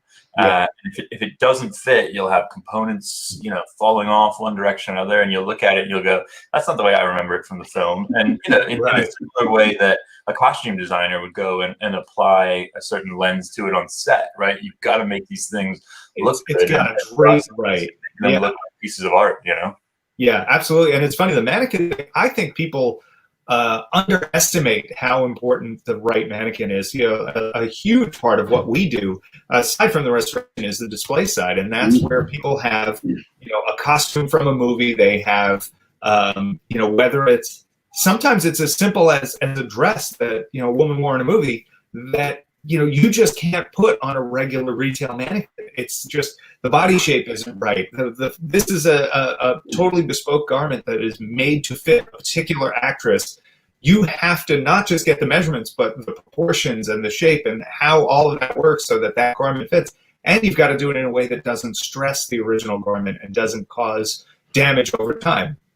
And you know, sometimes we're doing something as simple as a dress. Sometimes it's a werewolf, you know, and you're going, okay, they literally greased up a guy to squeeze him into this werewolf costume. You can't put that on a regular, you know, retail mannequin. And you got to find some way to support it and make sure that the you know, the heavy head doesn't come falling off or tip the thing over. There's no end to the challenges when you're doing that sort of display work. Yeah, it's difficult, isn't it? And every time something comes in the door, you must be. Is there a sense of trepidation for you, Tom, when something comes in that you know is someone's pride and joy, or it's come through the prop store, and you know that it's of great value, not just of monetary value, but of also sentimental value and also value to the movie industry, and it's something that has to be preserved. Do you ever get quite nervous dealing with this kind of problem? Yeah, I mean, I don't know that we get as nervous anymore. But we definitely, there's a great sense of reverence and respect for this stuff, and there's a little trepidation here and there when something comes in that's a real challenge. Sometimes, you know, you've just got to look at something, and no matter how many times we've done this, every piece that comes in is different, and every time it's kind of almost a fresh, okay, how do we do this? And sometimes there are things we've done in the past we can build on. Sometimes things are relatively straightforward, and then other times it's just, well, now we've got to come up with something totally new to make this work. But every piece is someone's baby, you know, every piece is someone's everything. And it's it's funny. Sometimes it's the smaller pieces that maybe don't have huge monetary value that maybe mean the most to someone, because maybe they're coming from a smaller collector or someone who's not particularly wealthy. They don't. Sometimes you get people that don't even collect movie props as a whole. They just have one piece that's so important to them. Either it's a family heirloom, or it was given to them, or it's something that is just from their favorite property. And you've got to, it's a little like doing surgery on someone else's child. You've got to take that care. You've got to always have that in the back of your mind as you work. Yeah, absolutely. Now, I know. Yeah, exactly. Now, I know. Yes. Thomas Spina, MD. Now, I know we've touched upon a bit of the restoration work, but I'd like to take you guys both back to when it kind of first started. Really, Brandon, if you can remember, what was the very first thing that you got hold of, the first collectible you got that really kind of kick-started your love of collecting props from the movies? Well, it's sort of a long, winding road for me. We'll sing some Beatles in a minute, but it sort of starts with replica props, David. So I got into replica props in the mid-1990s, and things like taking the Graflex 3-cell flash unit to make the lightsaber. When I found that, it was like, oh my God, you can get your own replica lightsaber, so cool. So I sort of went from there into some, I remember buying some first original screen use props, things like a pair of dog tags from Starship Troopers, probably shortly after Starship Troopers came out in '97, and little piece from Aliens. And then with Star Wars, I went out to Tunisia in 2001.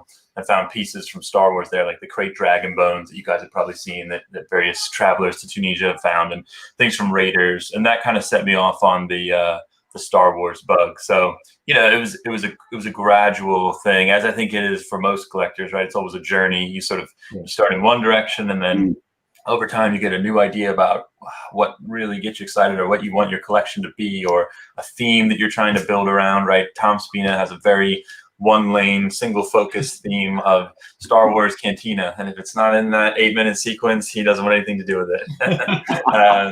But everybody has their own. There are people who collect space suits, or people who collect robots, people who collect model miniatures. There are people who only collect from the 80s. There are people who only collect from the 90s. It's all about what sort of grabs you, and what exactly, it's what floats your boat, isn't it? As you say, everything's very specific, and collecting is very specific to the individual.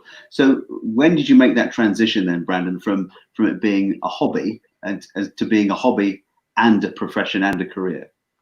Well, yeah, so I was, through my collecting, I suppose I was doing some trading on my own, buying and selling different things I was coming across. Sometimes you'd reach out to a person to ask if they had a prop from a movie that you love, and they'd go, no, I don't, but I have a prop from this other movie. And you'd say, well, okay, that's not really from me, but maybe there's someone out there who would like to have it.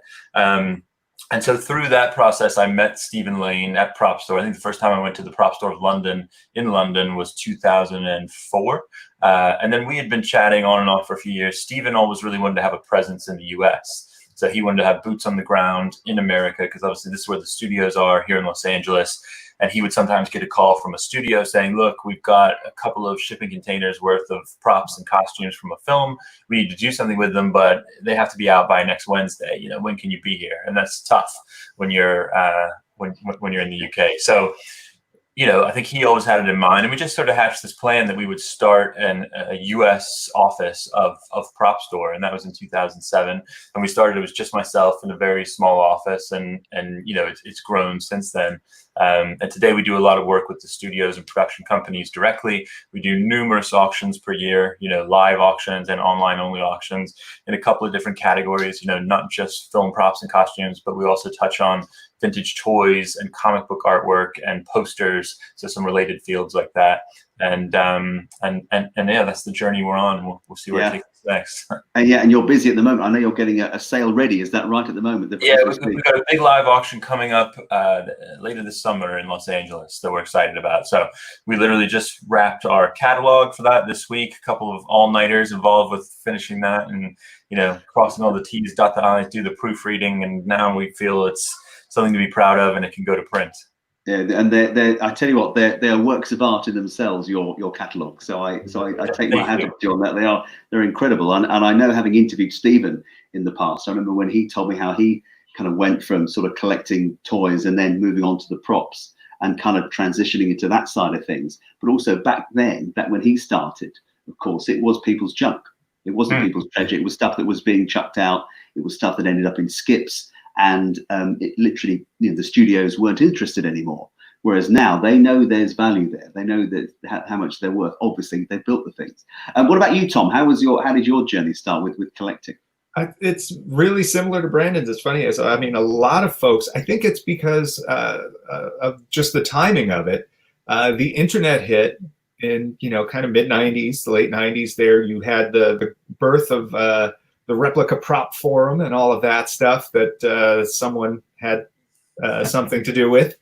And the, that idea like, oh, you could get a Graflex. Oh, you could get, these really cool replicas of things that were in movies was really enticing. And I used to love going to MGM Studios down in Florida and see the prop exhibits that they would put up. There was a building, it became like Buzz Lightyear Pizza Planet or whatever, but it used to be like just this empty brick building that they would do these prop displays in. And I remember going there, it's got to be 90 or 91 maybe, and kind of coming around the corner and discovering this building and seeing one of the Star Wars Cantina band member heads on display there.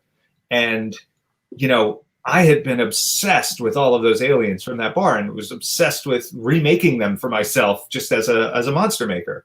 And, here I am, this close to one of the real masks. And it was amazing to see. And it's weird. There's a look to original props that just doesn't happen with replica stuff. I don't know, it's a little esoteric. Maybe it's hard to put your finger on, but there's a vibe to them that, when you see something real, almost always you just know it.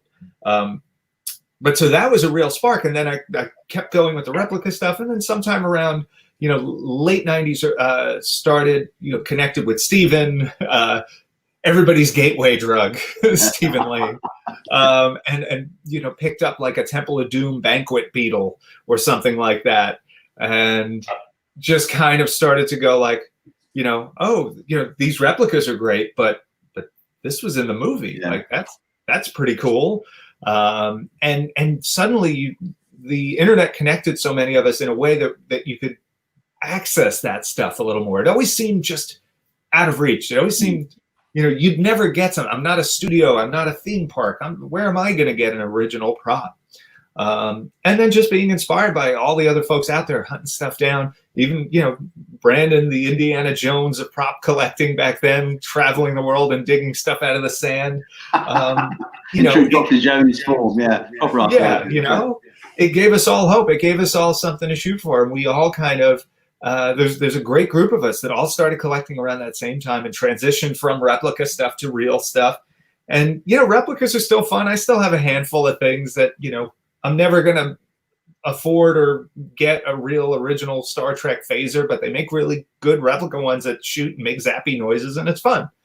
And sometimes for the money, it's nice to have a little replica piece. But the screen use stuff is just so special, and to look at something and be able to screen match it and find the little imperfections in it and match it up on screen, and to be able to look and say, oh wow, like that's that. Every time the movie comes on, like this isn't just someone's sculpt of it. This is it. It's really cool. It's really cool. It's very special. What is very special as well, I think, and having spoken to you guys on and off air, if you like, is the fact that I know you guys are friends. So it's not just a sense of something that is a job for you two. It's something you both have such a passion for. That expression gets used a lot, but you really do care about what you're collecting, what you're looking after. Has there ever been anything that's come in, Brandon, at PropStore that you thought, I really want that? I really want that. And every day. You've got to put it in the auction. No, it is that, because our background is as collectors. So my background is Stephen's background, and so look, there are things that we siphon off on the side for ourselves because we want them for ourselves. But it's we're doing this full time. We're making our living at it, so we've got to keep the business moving forward as well. We've got to keep the auctions going. We've got to have fresh and exciting content for the auction. So, you know, there's a whole variety of circumstances. A different seller may have a different idea about whether they want to sell something outright today versus see it go in auction later. There's all sorts of consideration. And so, you know, I think one of the things that happens, which I was speaking about earlier, is just over time you kind of refine your focus and you know what you're really looking for. Because, you know, if I wanted to have everything that came through the door that I thought was cool, it would be silly. It'd be ridiculous, because there's so many cool things coming through the door all the time, you know. And as a fan of movies, it's like, how can you not see these things and go, oh, this is fantastic, you know. We have a Rocketeer helmet coming up in our next auction. I don't collect from the Rocketeer, but when it came in the door, I was like, this is wonderful. You know, what a great and it almost tempts you for a second to go, maybe I should be collecting from the Rocketeer. Right. But it's, you know, it's a balancing act for us with the business. Well, and you know, you talked about the idea of focus before, Brandon, and that, you know, I'm in a pretty narrow lane, and I you know, have a few things on the side of the lane to decorate. But for the most part, I got one lane. And it's because, you know, even within a certain, even if you were to say like, oh, I'll just collect from this movie, often in this hobby, that's a monumental task. You know, you're never going to get it all. You're never going to be able to afford it all. There are a lot of times where pieces are just permanently in someone's collection. You know, there are things that kind of get locked down and maybe they don't see the light of day for a long time.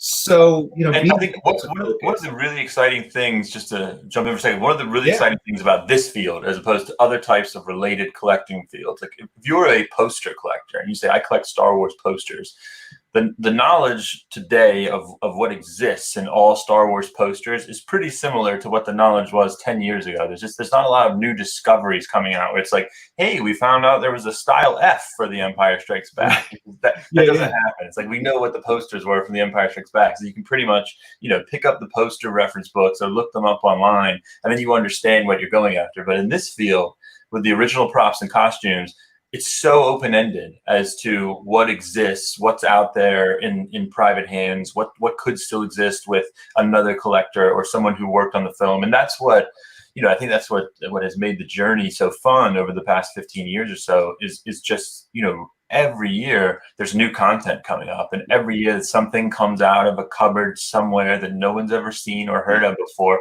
and it's really exciting, you know, or something has been seen in the past but it's been locked away. It's been in somebody's vault for 20-25 years. It's from the pre-internet age, so no one's ever really seen it, you know. Or a big collector decides, hey, I'm going to do a book on my collection, or I'm going to do a show on my collection, I'm going to show some things, and then it's like, wow, I had no idea that this person had that. And I think that continues to be one of the most exciting things about the field. For us, it's one of the things, every time we put together a new auction catalog, I sort of flick through it and go, okay, you know, this one's never been seen before. We have something from this title for the first time. That's really exciting.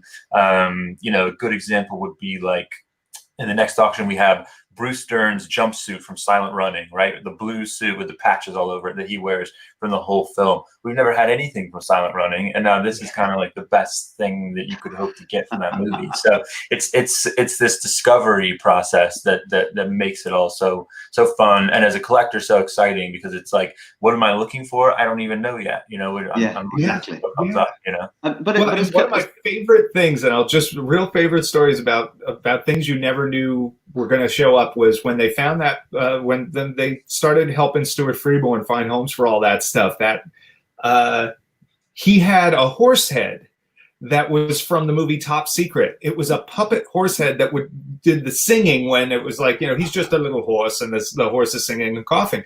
And it's like, I for years just thought that was a real horse that they did like the peanut butter in his gums gag or something like that. It's like, so here's this thing. You never thought you'd get anything from that movie, but then here's this puppet that you never even knew was a puppet. It was so great. Do we want to pop the slideshow up, David? What I was going to say is that obviously as collectors, I think that you're custodians of something that's very important, something very special. So when you know as well, Brandon, when you get something come through the door and it ends up in auction, you know that it's going to go to somebody who is going to look after that. And I think we'll then be able to get on to the restoration stuff with you as well, Tom. You have got this fabulous slideshow here, and you very kindly sent it to me earlier. My jaw was on the floor when I realized all the extra things that you worked on. So should we go through some of this, Tom? Because I know it's Tom and your stuff as well, Brandon. Yeah. So it kind of starts with my stuff. I'll go through those, and then we can transition to Brandon. So let me see here. So this is a really sort of extreme. I would really call this more of a display than a restoration, but it's a little bit of both. This was a client who bought an unused Jim Carrey appliance from the Grinch and really wanted to push it. He asked us to really go far with this display and to bring it to life. Because, you know, it is a cool piece on its own, but to give it that context and pull it together, you can really make it something that pops and is out of the movie. And he likes these over-the-top displays. And the cool thing there is, you know, everybody likes something different when they're collecting. Yeah. And we get some people who, and this was a totally unintentional segue, but this is perfect. There we go. Rocketeer. Some people like very museum-y sort of displays. And that on the left, that's actually a costume that I own. That's one of the ones outside my lane. And that's a very museum presentation. I like things a little simple, you know, don't try and take up too much room. In the middle is a client of ours who likes things a little more over the top. And that was a really dynamic display we came up with, trying to mimic the scene on top of the observatory. And then to the right is a collection of, oh, did I freeze here? Oh, there we go. You're still good. And then to the right is a collection where it's more props. The person didn't have the whole outfit and everything like that. And we were able to still come up with a display that felt of the era, that gives each piece a little bit of room to shine. So did you make the plinth on that, Tom? Sorry, just going back one. Did you make the plinth for that as well? Oh, yeah. Yeah, that's all part of it. Sorry. Yeah, we do a lot of theming and stuff. We do stuff for, like, you know, theme parks and stuff as well, and a ton of sculpture in the shop. So we incorporate that into the display stuff we're doing. You know, here's a pretty extreme makeover. This was someone who had Captain Kirk's spacesuit from Foley and Webb. We teamed up with Ryan Nagata, who is a friend of mine who does great replica spacesuit stuff, and he made the gloves and helmet to go with it and really completed this piece that otherwise is great on a hanger and stuff like that, but really is just over the top when you see it. And here's a nice combo of that, you know, that sculpture and display. This is Robin Williams from What Dreams May Come, the scene where he's going through the painted flower field. And this is his screen-matched jacket with all the paint stains on it. The costume is all original. I believe the tie might be replica. It's been a little while since we did this one. And here's another where we did the themed base. We based it on the moment where he's kind of standing at the top of the cliff and looking at the sky and just basking in, you know, this great moment of rediscovering his old pal, his puppy. And so we lucked out. William Forsh had a smiling life cast of Robin Williams from, I think it was from Bicentennial Man.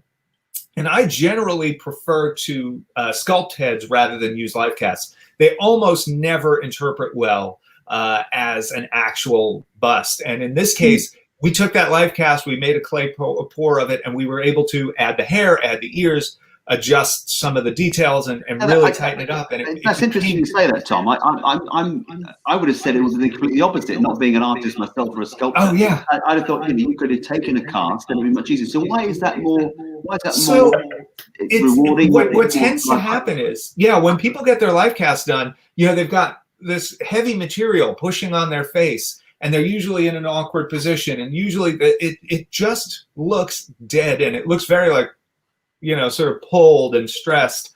And it's weird. You know, you can almost always spot a sculpt that's a retool of a life cast where you can get a little more character into it. I love having life casts while we're sculpting.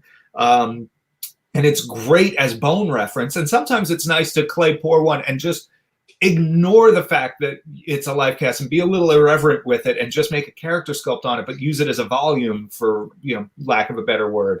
But yeah, you know, it's weird. It's very, very rare that that we'll use a life cast in that way. This is one of those werewolves I mentioned. This is from Underworld. Really challenging, heavy, awkward costume. There's a dog leg. We had to make feet and hands for it. We had to match the fur in doing that as well. This is one where we had elements from the costume from 13 Ghosts. We've since done 7 or 8 of the 13 Ghosts, and if you go to the website, you can see them all. Each one we've taken from just a costume and turned it into a full life-sized figure and display. And here's, where we have Stephen Richter is doing the head sculpt on this one, just to bring it to life. It's funny, sometimes, and this is really down to the collector. Sometimes you have people who want a headless display where it really shows the costume. Sometimes people really want a totally lifelike thing. Sometimes, like the Robin Williams, we go somewhere in between, like a classical sculpture. I like the stuff where the costume is what shines. But when you've got a monster like this, sometimes having that head really makes it pop as a cool display. And when, in this case, it's a collector who has, most of the 13 costumes, and it's really impressive to see them all lined up as full characters. And it's just a neat way to explore that. This is a replica suit, and sometimes we get people who come to us with replica suits. This is actually made for one of the Disney offices a few years back. But this is something where, we do these really over-the-top bases. You don't just put a Stormtrooper mannequin like this on a regular mannequin. This has all got to be customized. It's all got to be made to fit. This one was fairly recent, and this is the same collector as has the Grinch. Again, likes really over-the-top displays. He picked up from PropStore this VFX test bus. This had actually gone. Brandon, do you remember the details on this one, or shall I? Not specifically. Did this come from Rick Baker? So this was actually from Tippett, but it was Baker's folks who made it for Tippett's studio to do 3D work. And it had, for years, had hair pinned on it. It had all these dents and dings and all this stuff. And we sculpted in eyes, made custom glass eyes, relayed all the hair up, touched up the paint, and then made a really over-the-top display for it. Which, again, this is, every client has their own sort of idea of where they like to explore. And it's just always fun. Every project is a little something different. This is the original Michael Myers from Part 5, worn by Don Shanks. Don had kept the mask after the movie and brought it to us in pretty poor shape. And we managed to pull it together. But I think this is also a good indication of our style of restoration. We repaired the obvious post-production damage, but we didn't repaint the whole thing. We didn't fix all the small cracks on the back of the neck. We reinforced that stuff. We preserved that stuff. We worked really hard to make this, to get it a custom form that fits everything inside perfectly, and it's going to help this thing fight gravity as long as it's possible. But we don't want to make a replica out of the original. You want to keep everything that's special about it. That all that old glue and all of that stuff has to stay. All that old paint has to stay. And anything we do, if it feels out of place, you're damaging that piece then. And also it is about preserving, isn't it? It's about preserving what is special. So as you say, it's not about painting over the past. It's about preserving the past and keeping and making it last as long as possible. Exactly. It's getting inside and saying, hey, there was a crack here. Let's support that over a wide stretch so that stress of that crack is now supported in a wider area, and is, we're minimizing the effects of gravity on this mask over time. And even just making a custom insert for a mask like this, you can't stretch an old brittle mask over a regular styrofoam head. You've got to make something that breaks apart and fits inside and fits perfectly and doesn't damage the thing. And this is the sort of thing we spend a lot of time with. That's the original Fluffy costume from Creepshow, in a really over-the-top display for another collector that had lighting and everything. The head on this was actually made after, but from the original molds. But it's the original underskull under there. The original hands, the whole body is all original and restored. This is from Ghostbusters, one of my favorites. Yeah, me too. Hard to gauge how big this piece was, too. This was a rigid foam piece. And when you see like us working on it, it was gigantic.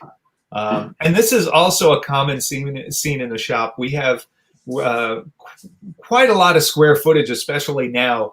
And right now you don't see this as much because we're all social distancing, but it used to be, 15 people in the shop, but they're all working in one little area because everybody just wants to socialize. This was a restored Ninja Turtle. We've done a few of these over the years.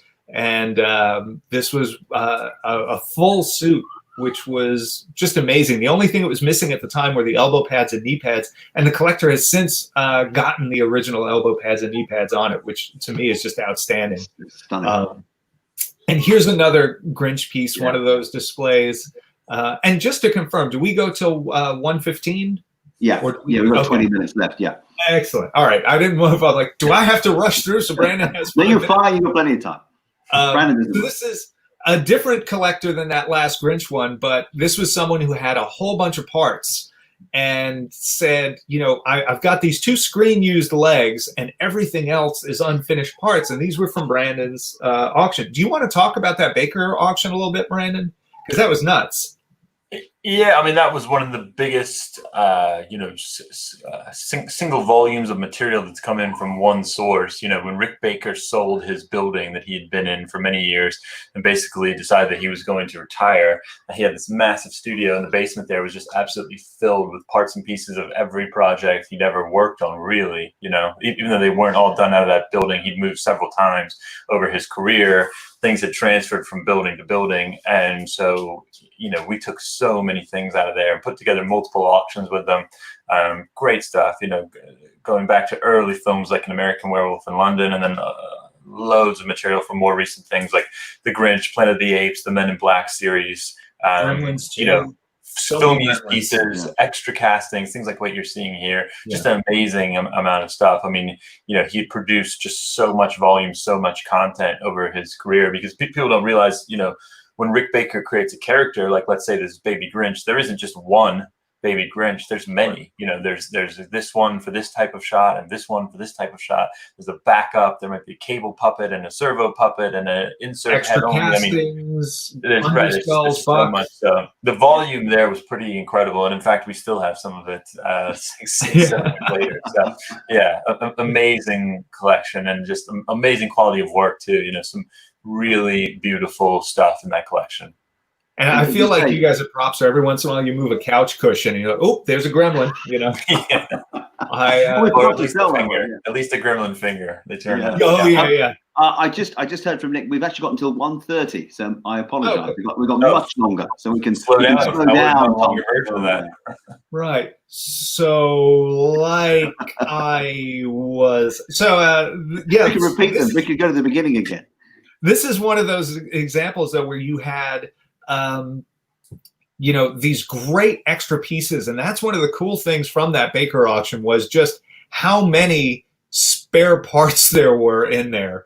And I just remember going through that that warehouse with Brandon and just looking at the volume, the quality, all that. But it was mind-numbing. Like, it was really hard to keep it together, seeing all that stuff.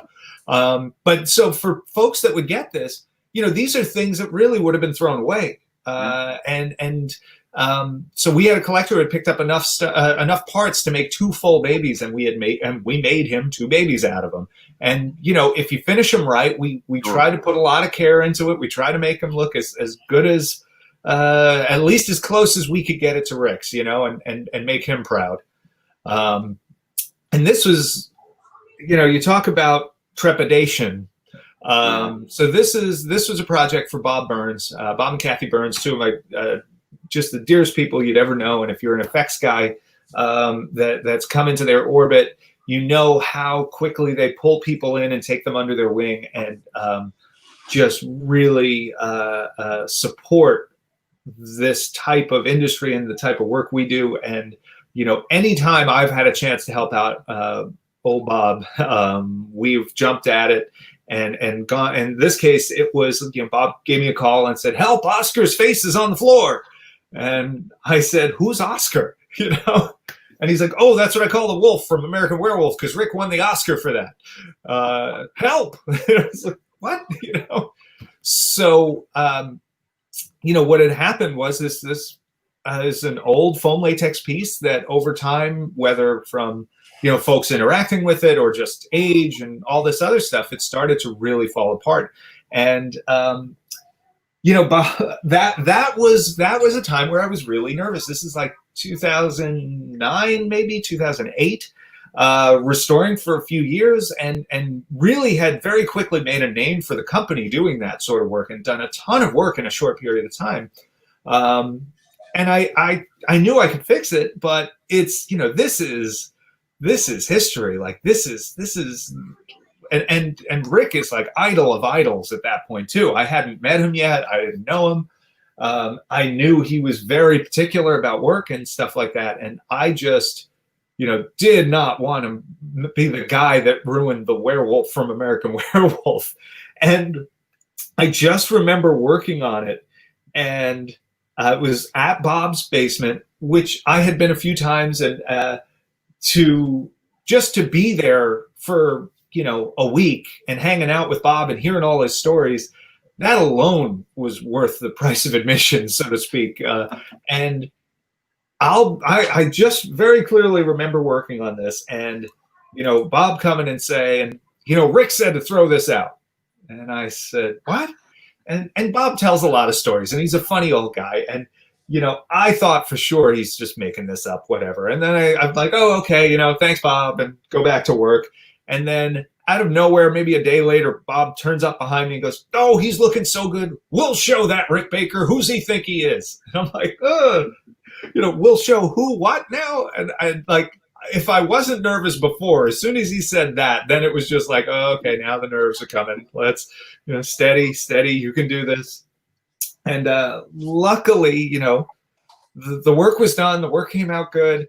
Bob was thrilled and reinvigorated, and it was just one of the most special weeks ever, and a wonderful time. How did you go about it, Tom? How did you go? What's the first thing you do when you're faced with something like this?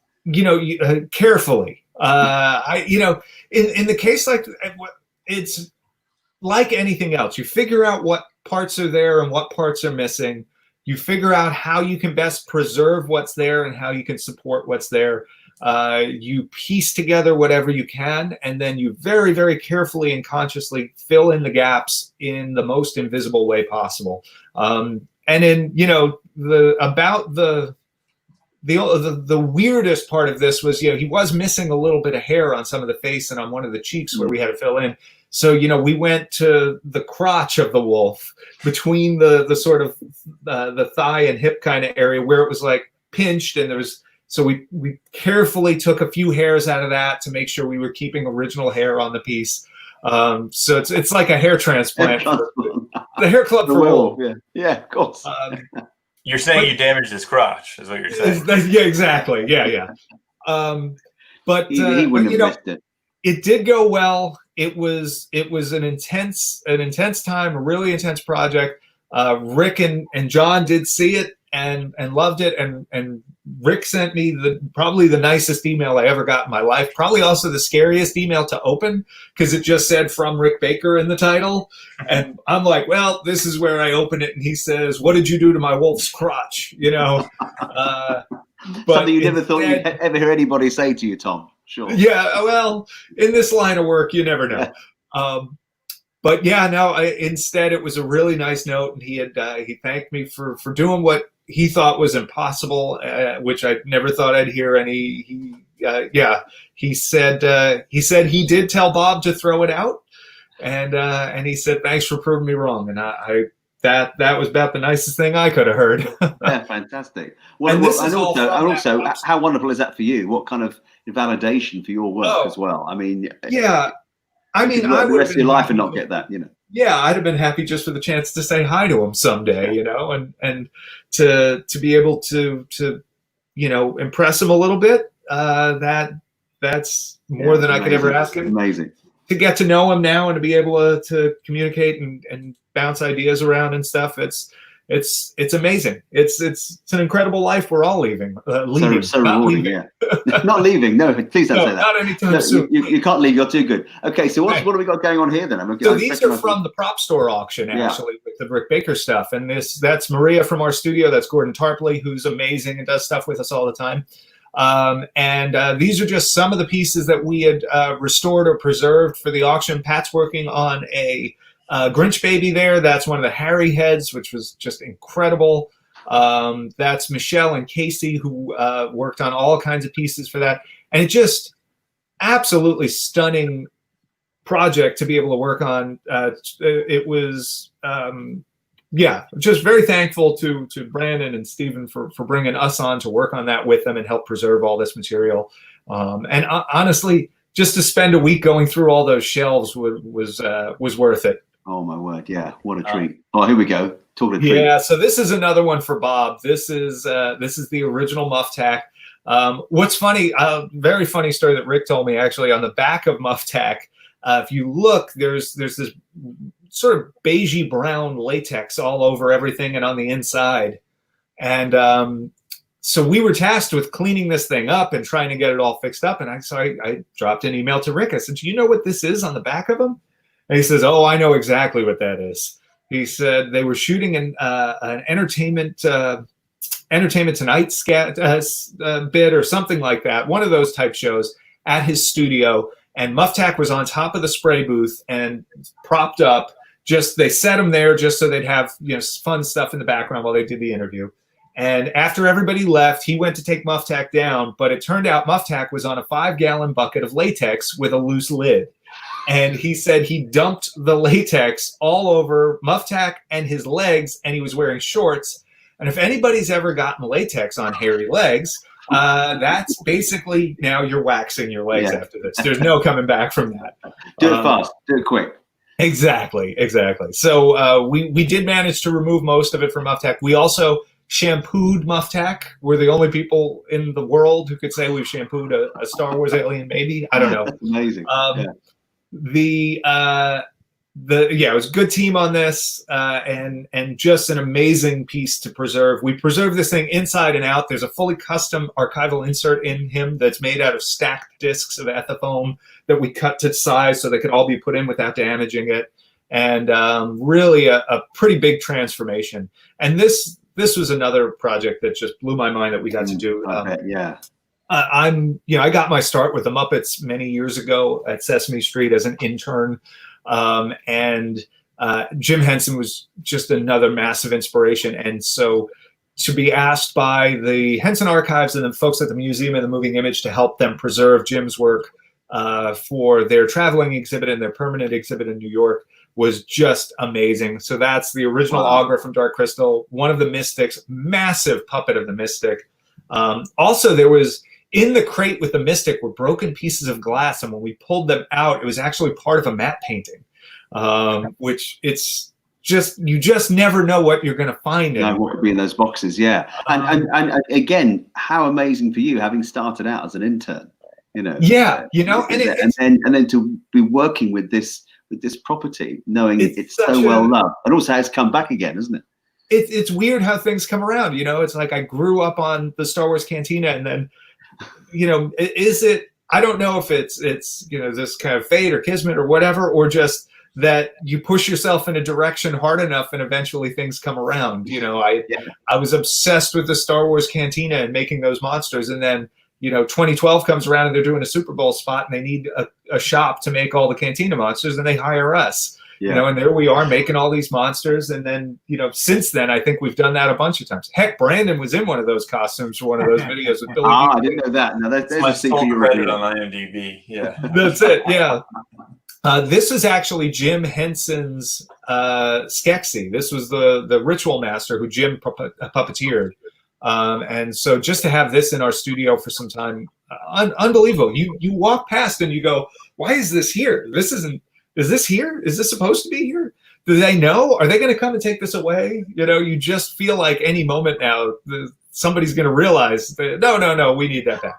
Tom, what are the insides of these characters like? Like, what's inside a Mystic or an Augur? Is it like a harness, or what's in there? Yeah, and that's it. It's a lot of like harnessy type stuff, canvas strapping, little fiberglass, underscully type parts. Very, I don't want to say primitive, but obviously they were just sort of starting out with what this type of puppetry and realistic creature work was.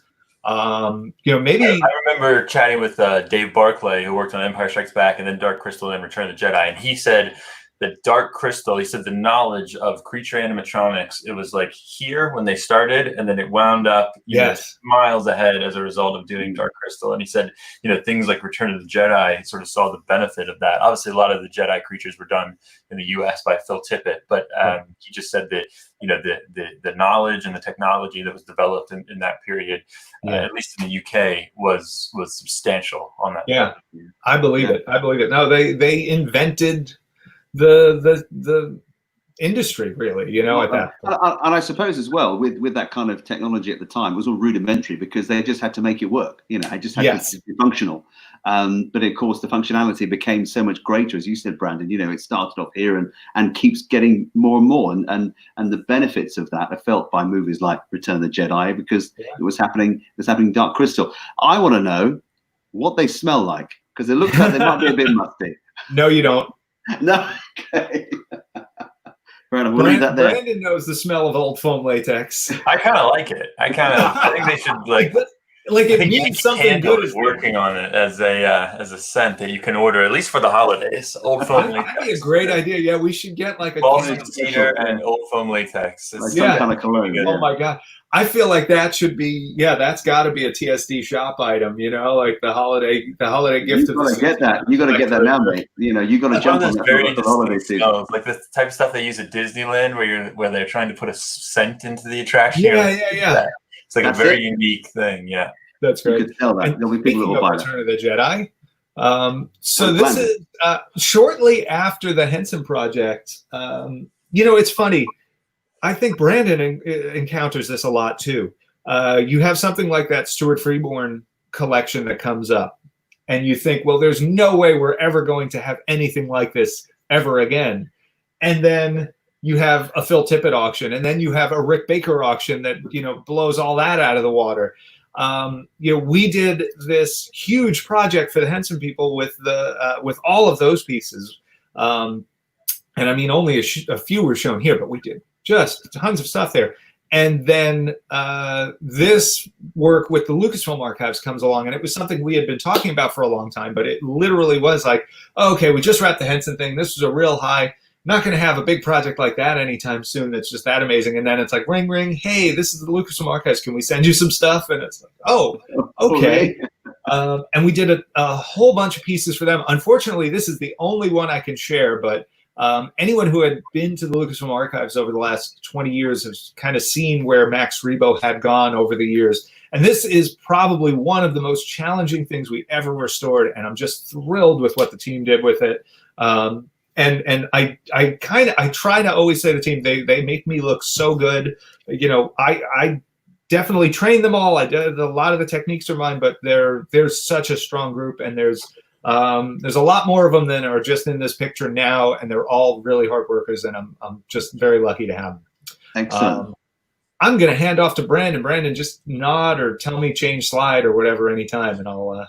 Yeah, I just put together some fun prop photos. I thought people might want to see things they hadn't seen in the past, maybe. These are just sort of odds and ends. Some of these have gone through PropStore in the past. Some of these are things that I've owned or with other collectors now. There's an interesting story behind this mask. So this was made for The Empire Strikes Back, and basically they were trying to develop a newer, more comfortable, lighter weight mask for Anthony Daniels on the second one. So this is injection molded plastic, which is a more professional manufacturing technique than you typically see in a studio environment. You know, typically injection molded plastic is for big parts runs, like if you're mass producing action figures or something, whereas studio props tend to be made out of fiberglass or things that you can make very, very quickly and more inexpensively. So they made these for Anthony Daniels, and there's some great photos of him being fitted with them at the start of Empire. But I guess through that manufacturing process, the injection molding side of it, it shrunk just enough to the point that it didn't fit him. And so he never wore them. And there's a great photo from Empire of about 15 of these lined up on a set of shelves, all these white C-3PO helmets that never got used. So, and this is one of them. This is one of those, is it, Brandon? This is one of those. Yeah. Number 14 to be exact. That's right. These are a couple of those Ugnaughts that we talked about at the beginning. So these are the ones that I had in my collection back in 2004. Some of the first things I sent Tom Spina to work on. I don't have them anymore. They've moved on. The one on the right is actually going to be coming up for sale in our auction this summer. And that one on the right is sort of the main Ugnaught who you see put Harrison Ford into the freezing chamber in Empire. And the Ugnaughts were all different. I don't know if people realize that, but every character is unique. It's different sculpt and different pieces. And these, you know, you can see some obvious wear and tear, but the one on the right is actually in really good condition, aside from that sort of place in the forehead where the xenomorph alien got to him with the punch tongue, took him out. But other than that, it was really sort of soft and nice, you know. And a lot of those gaps were able to be filled once the material kind of came out from under, and the part, you know, a lot of times these things look worse than they are once you start piecing them together. It's a little like pushing a rock up a hill. You know, you get to a point, you up, and then it just starts going down the hill very quickly as the parts come together. Yeah. And if people want to see how these turned out, they can go to tomspinadesigns.com and search Ugnaught. There you go. They're very, very good. I can vouch for that. So it's well worth looking at that. This is from Return of the Jedi. This is a Stormtrooper blaster. So for Jedi, they built the Stormtrooper blasters on replica firearms. So this is a replica Sterling made by a Japanese company called the Model Gun Corporation, or Model Gun Company, MGC. And these are original dressing components, so the scope and the rails and things like that are original. This was one that went through PropStore a few years ago. Great piece. Brandon, question on that piece. Are the rust elements actual rust, or is that dressing? No, I think that's rust. Yeah, I don't think these were ever dressed down, at least not with rust. Right. Yeah. Some basic so that's age. Yeah, that's real age. This This is is a fun one. Were the clips the other side for Star Wars? I can't remember now. Were they the other side of the? No, I think that was the same side. Always the same Yeah. side. Yeah, I think they've changed them on the Force Awakens guns. I think they go the other way. Yeah. Because basically that one you need to be left-handed for. I think for Force Awakens they made them right-handed. Yeah, that was it. Yeah. Do you guys recognize this? I do. Jeez. No. Go on. This is the backpack that Yoda was carrying in The Empire Strikes Back. So when Luke is training, this went through PropStore a while ago. I don't know if we shared this before. I thought this was a fun one as I was looking for some photos today. So this is a backpack they custom made, and you don't really get it here, but there's different holes like on the sides and the bottom, access flaps, basically for puppeteers to put their hand in the backpack and puppeteer Yoda. I thought Nick would appreciate seeing this one as well. Absolutely. This is where I get out there following along, but that is an original Yoda backpack. So cool.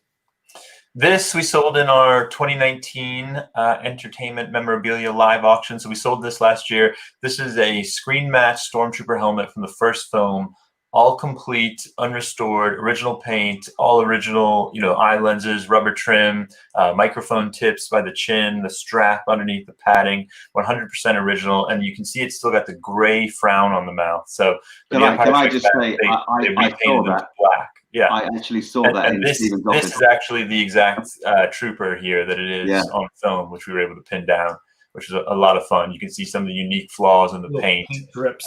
When you had it in person, it was very apparent that it was that exact one. So that was a great piece. One of the best first film Stormtrooper helmets that I've ever seen. And of course, they weren't exactly white, were they? I mean, you look at them and everything, of course, because it was filmed at a time when you couldn't quite get the detail in film. And certainly when it was shown in the cinema, you wouldn't have seen all that detail. But of course, when you look at it up close, you think, "Oh, it's a bit ropey." It's part of the charm, though. That's the imperfections. That's what you don't see in the replicas. When you see a replica, it looks too clean by comparison. Totally, yeah. These are great. Yeah, the story behind this thing is great. This relates to the backstory of that helmet. I mean, basically, the gentleman who had it, his aunt owned a property in the UK, a big property. I think the house that you're seeing in the back there, where they hosted this bizarre promotional event for the Empire Strikes Back. It was called like the Star Wars Cross Country Day. Yes. And they had like a guy out there in a very sort of terrible Darth Vader costume that was riding on a horse. But they did also bring some of the real props and costumes. They had real Stormtrooper suits. They had a real R2-D2. They had the thing at the bottom there that sort of looks like a yak. Is called the Jerba, right? And so that was out there for this. And when they left the Star Wars Corp, they left one of these Stormtrooper helmets with the property owners. And when the original property owners passed away, it passed to their nephew, who's a guy who's based in Canada now. And he was not a Star Wars fan in particular, but he came across the thing and decided to do some research on it. Found PropStore and found myself online, and that's how it wound up in our auction. That's amazing. I think that was actually organised by Gary Kurtz and Robert Watts, and Carrie Fisher was there that day as well. That's And it right. was, Yes. Yeah, you've seen that. Yeah, I mean, it's just as Everton, you say, bizarre. Everton, It was Star Wars Cross Country Day. It's like what? Yes, very bizarre. But hey, when you don't have Amazing. social media and influencers, I guess that's how you go out and promote I know something. what we'll do. I know what we'll do in Britain. We'll do So, this is one of those pieces that is to me like that horse from Top Secret. This is something I never even thought was an effect shot. Yeah. You know what I mean? Like I wouldn't have thought that's a miniature with a puppet. I thought that brief shot of him coming up out of the thing was just okay. This is the top of the ship, you know. Yeah, and they probably just never built the top of the ship, or maybe they didn't have this shot. You know, there's a lot of things in the Star Wars films, especially where they'd come back from shooting the live action in the UK, and they'd find that they didn't have a piece, and they'd say, okay, we've got to go get this bit, you know, because we need this shot to cut in. We need the top side. We have Billy D. Williams going up from underneath, but we really need something from the top to see him coming through the Falcon. And then they'd go and say, okay, well, ILM can do that, you know, and they'd build a couple of models, a model of the ship deck and a little puppet of Billy D. Williams with a stick on the bottom, and then you just got a guy there who goes like this, and that's your shot, you know. And so this is a cool piece. You know, this turned up with an ILM model maker. Like Tom says, never realized that this even existed, but that is the exact Lando puppet built for that shot. I had no idea. The ESB poster X style. Like this is so far down the line from like you just don't get this with other hobbies. This is right. This is amazing. I didn't know this. This is so cool. This was cool. I have to think the folks at home know exactly what this is. If they're a Star Wars fan. Hopefully we've photographed it in a way that it makes it obvious. But this is you could call it the Chicken Walker Killer from Return of the Jedi. So this is one of the two logs that was hung up on those strings and came smashing down to take out the Chicken Walker. About how big and heavy is this? This is bigger than you'd think. I think it's about 3.5, 4 feet long. Oh my God! It's a pretty sizable piece because that was the large scale Chicken Walker. Yeah, it's a big model also. You know, it's a 3.5 foot tall model. So this and I think it's a custom made prop. You know, sculpted and cast with a metal core. And there was maybe like a fitting on one end of it, so they could rig it up on a wire. It was cool. It was a really impressive thing in person. Love that shot too. That's amazing. I suppose if it was too small, it would look flimsy, wouldn't it? So I suppose it had to be that sizable, like it swing like it had the weight of being. And I think also because it was a pyro shot, you know, because it comes swinging down and then there's actually a charge that blows the head. I think they tend to do pyro at a larger scale, just because. You know, things are so small they won't blow up well. You don't get the fragmentation. So that's the pyro-sized Chicken Walker there. This is another thing that came out of the Stuart Freeborn find. This was in my collection for a while. I don't have it anymore, sadly. The collecting life cycle. Sometimes things come in and then move on. But I thought this was just a hugely significant piece because of the moment. I mean, this is the bulb cap with the cheek appliance that Sebastian Shaw wore as Anakin at the end of Return of the Jedi, and it's on Sebastian Shaw's life cast. And I just thought it was a hugely significant moment in the overall arc of the Star Wars films, and really cool piece for that reason. This is one of the smallest pieces we've ever handled. So this is a little tiny R2-D2. I think it's less than 1 inch across, and that's from the first film. It was in the back of some of the ships. They had this in the X-Wings and the Y-Wings. And that one, model maker Grant McCune had given it to a friend of his, someone who didn't work on the movie, just a buddy of his, shortly after the film came out. And that guy had it for safekeeping for about 30 years. Amazing. This is some stuff from the upcoming auctions. Yes, I know we've only got a few minutes left, but so we've got an auction coming up later this summer. Just a couple of items I can tease out here. So that's an indoor trooper rifle from Return of the Jedi. That was actually a blank firing one, so all the dressing parts were put on a real AR-15 rifle that fired blanks up in the redwoods.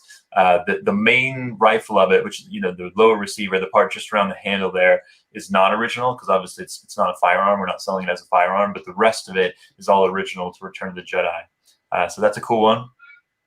We've never had one of these before. Do you recognize this? This is a Death Star gun tower turret from Return of the Jedi when it's meant to be under construction. So the idea in Jedi is they're building it. The Empire's building the Death Star. And so this is etched brass and sheets of styrene that are hand painted. And it's meant to look as if it is under construction being assembled. This if this is what I think it is, we're gonna have to have a chat after this this panel's over. This is the stop motion armature for the primary hollow chess character from Star Wars, 1976 Star Wars. And Mr. Cantina here, Tom. Come on. That was something Mr. Cantina here. We're in trouble. It's a little off to the side, but I'm still loving it. Pretty close. So Phil Tippett made this as a personal project prior to Star Wars, right? This was his own design, just something out of his imagination. Obviously, he's a big stop motion buff and was involved with filmmaking, interested in filmmaking for many years. And he had built this character just as a thing. And he showed it to George Lucas when they were doing Star Wars. And George basically said, that's great. That's exactly what we could use for our hollow chess sequence. I think initially they were going to do it as guys in suits, but then they decided to do it as stop motion. So Phil and John Berg basically built out the rest of the characters sort of, in the same design vein to, things that would make sense up against this guy. And then after Star Wars, Phil gifted this character to George Lucas. He mounted it on a little setup with, I think, 3 or 4 of the other characters, and he gifted it to George. And it was in George's office for many, many years. It may still be there. But before Phil gave it to him, he removed the armature because he knew he could use the armature for another character, another project, another puppet. And obviously, as a display piece, it didn't need an armature anymore. So this is the original ball and socket, custom-made stop motion armature from that character, which is pretty neat. Wow, really that is amazing. Rebel Trooper vest from the opening of A New Hope. This is a good story because these were hanging in a costume warehouse, a costume rental shop, for 4 decades after they made this movie. And someone eventually found them in the police section, like with police riot gear as a police vest. And the reason no one had ever found them earlier is that they do not have a Star Wars label in them. They aren't labeled like that. They do have a small tag in them that's associated with the company that made them, which was like a company that made racewear. So, jumpsuits, boiler suits for people involved with racing.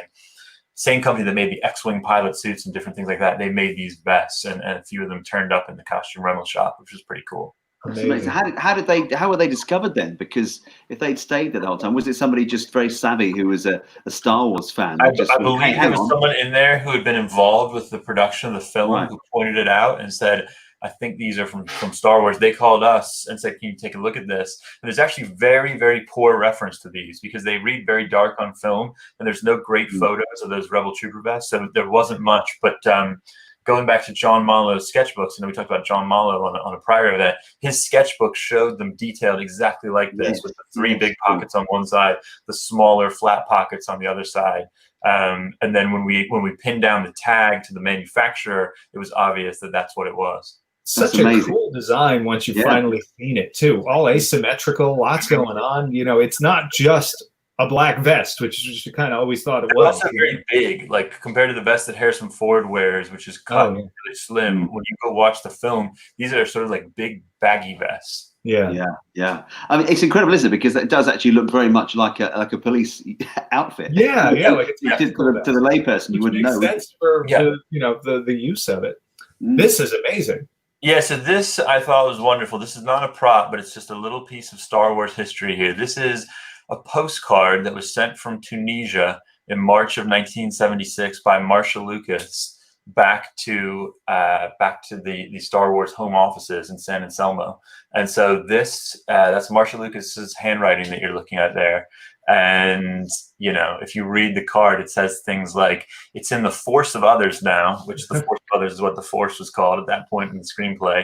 And she said, we'll be home in July with a bona fide movie in tow. It's all terrific. This is a fantastic location, a beautiful and strange place, which is referring to Tunisia. Love, Marcia and George. So what a little snapshot of that moment in history when this thing was in production, underway, was not the biggest movie of all time, was not a pop culture phenomenon. It was just something that they were trying to get done and trying to figure out what the force of others is. And so, sometimes we sell things like this, which are not props, they're not costumes, but they are little pieces of film history. Whether it's a storyboard or call sheet or something like this, correspondence associated with the movie, it captures a moment in time. And it is, like I say, it's a tiny piece of film history, which is pretty neat. But that is a snapshot, isn't it? And you've even got the stamps there and all written in French at the top, and the postmark, saying 1976. The postcard they bought in Tunisia. I think the other side is a series of camels in the desert. So, yeah. Well, of course. I mean, Yeah. exactly. This has been an absolutely fantastic panel, Tom and Brandon. Thank you both so much. I know that we're pretty much coming towards the end now, but if people want to check your work out, Tom, how do they find you again, to remind people? Sure, TomSpinaDesigns.com or RegalRobot.com, and they can follow us as @RegalRobot or @TomSpinaDesigns on Instagram, Facebook, Twitter, all of that stuff. Yeah, I do that, and it is, your stuff is incredible and mind blowing, Right. and thank you for what you're putting out there in the world, which is cheering us all up. The same with you, Brandon. I know you've got a very busy auction coming up, and people must get your book as well. It's a work of art in itself. So yeah, thank you, Brandon, and good luck with the auction coming up very soon, because what you guys are doing is so important to people like us. You know, we love the movies, but if you can afford to do so, you know, you can spend a little bit of money or a lot of money or somewhere in between to actually own a piece of this movie history that you guys are looking after and restoring and preserving. So thank you for doing what you're doing. So there we are. Yeah, thank you, David. Thanks for having us. Fun to chat Absolute again. pleasure. Yeah, You see the Yoda backpack in there, Nick? it was a good panel, guys. I enjoyed it too. It gave me a chance to go find a more comfy chair and for a while and watch the show. I wanted to add one thing here that is about the preservation of some of this stuff. You know, I see how stuff I've just Oh, Uh-oh. we're all on the edge of our seats now. It was a great story. We've lost our fearless leader. Yeah, I don't know if you caught that, but you know, people walked away from the stuff and just left it in the open air. Yeah. I see a lot of stuff that has fallen apart over the years. I want to go back to a meeting that I had with Stuart back in 1998, where I took this photograph. This is after they'd re-sculpted Yoda and after they had put the two, and Stu absolutely hated the rework of Yoda. He didn't say so, but he kept the figure in his garden shed in the bottom of the garden. And here we took this photograph to actually show how the sculpt was, you know, very significantly different, and the character had been changed. But the reason I'm showing it to you is because that's one of the original Yoda skins which I made 20 years earlier. Wow. What That's happened to amazing, that, Nick? The skin. The Unknown. skin is one of those original Yoda skins, and the reason that it's in good shape is because it was kept in an absorbent, basically a hat box or a wig box. You know, wigs used to come in these brown cardboard boxes. It's put in a box that's absorbent, so it's not suffering from moisture. And you know, he had some of the original Chewbacca skins as well, which I was also involved in making, that were in very good condition, basically because they were not on display. Right. The display is largely what is causing these problems. I have the same problem in the museum, that stuff that we've got on display does deteriorate faster. So we actually have reduced all the light levels in the museum, and we light it with 3-watt bulbs.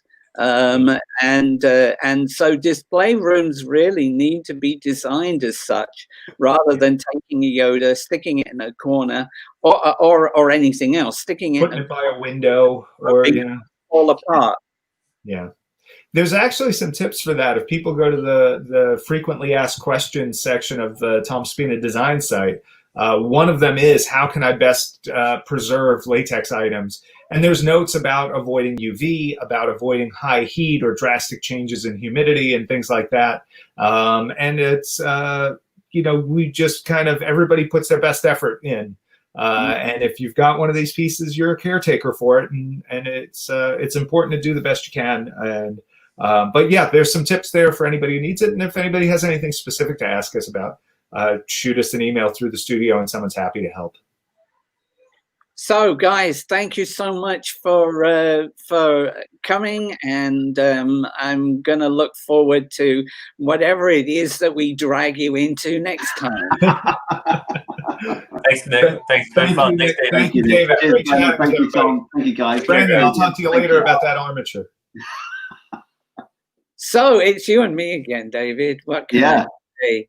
You know, these panels are really, they capture so much stuff. I think it was a shame that we didn't see some of those photos a bit earlier in the day, because I think we got into a lot of chat before we really got to the meat of the panel. And once those photos started coming up, you know, that got to be really, really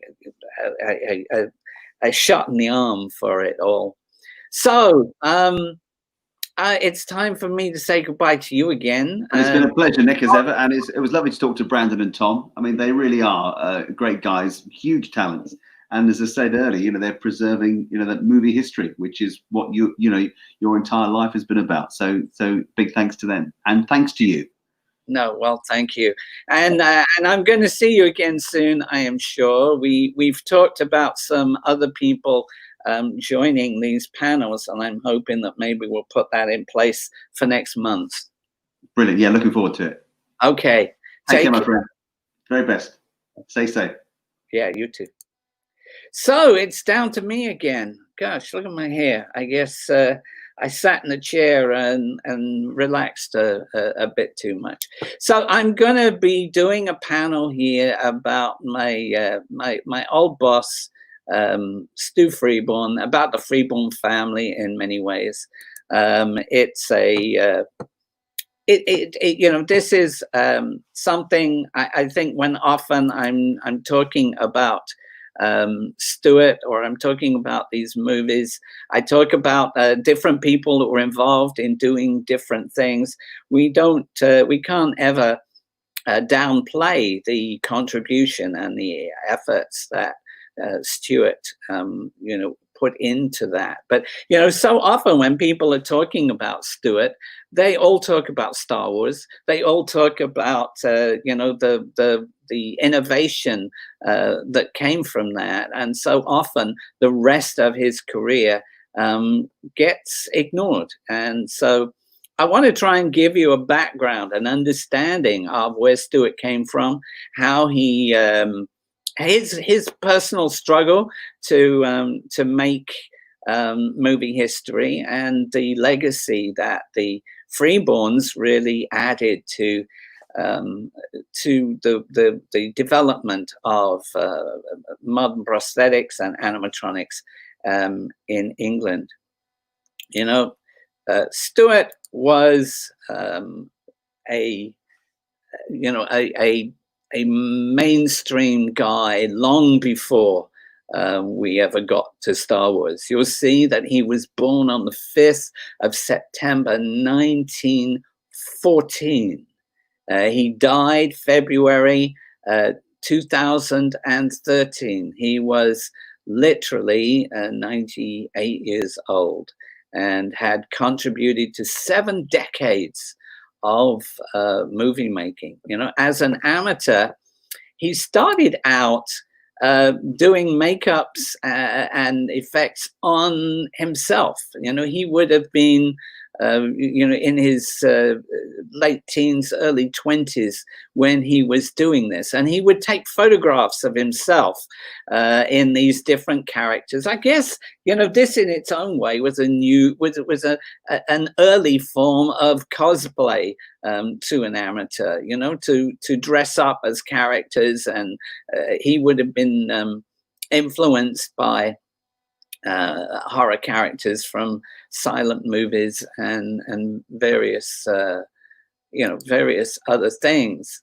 He sent the photos that he made to the leading makeup artists in the UK of the day.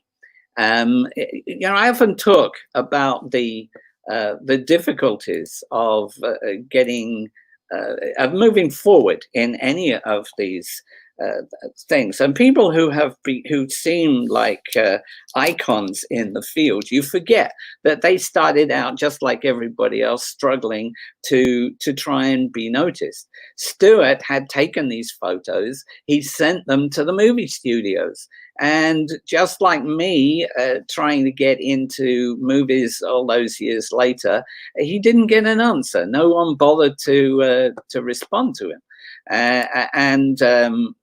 so he came up with another radical plan.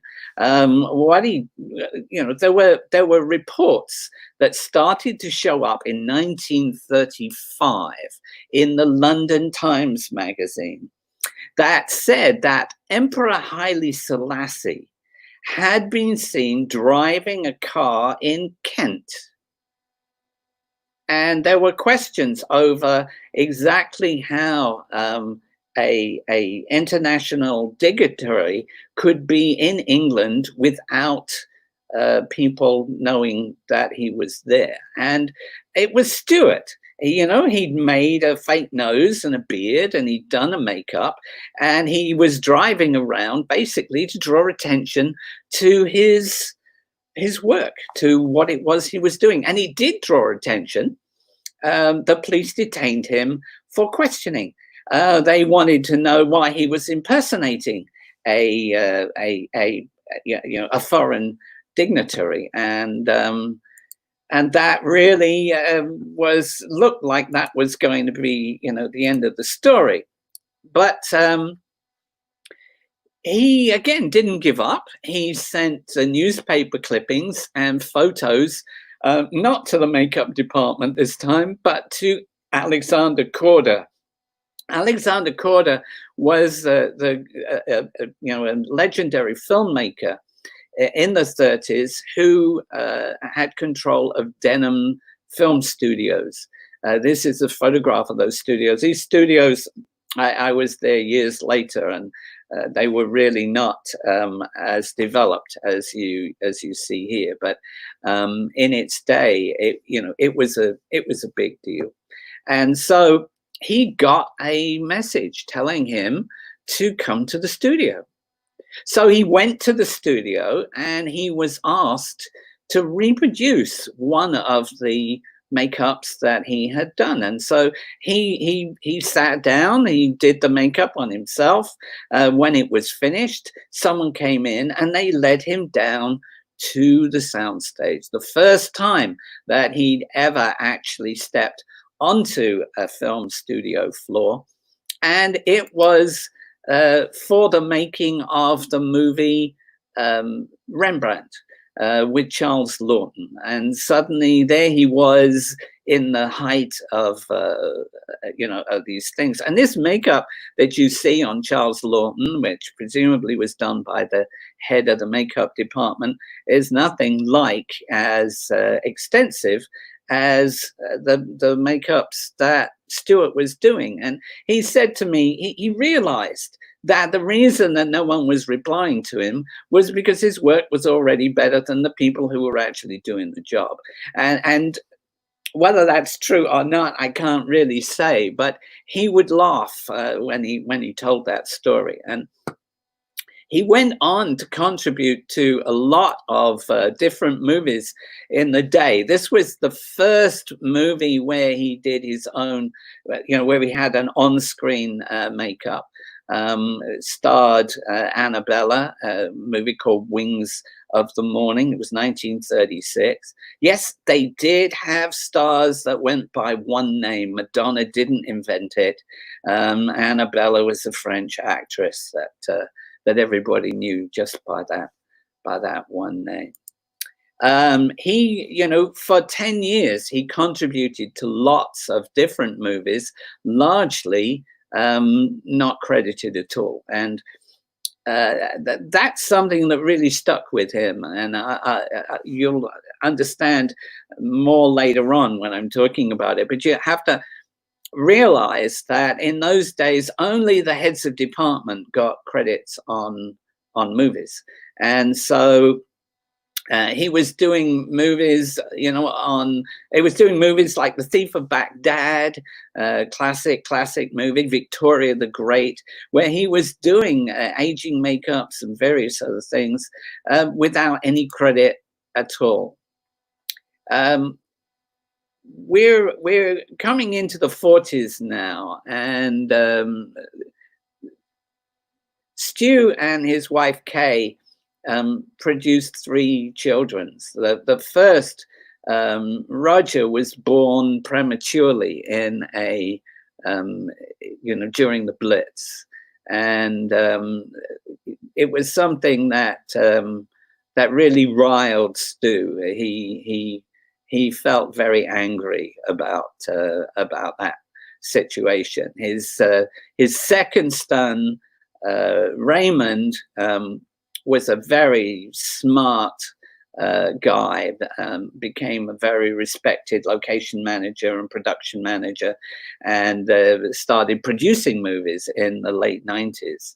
Of course, Kay, when they needed extra people, rather than letting in strangers, they brought in, the makeup artist brought in their own family members, and Kay became a makeup artist, I think somewhere in the 50s or the 60s.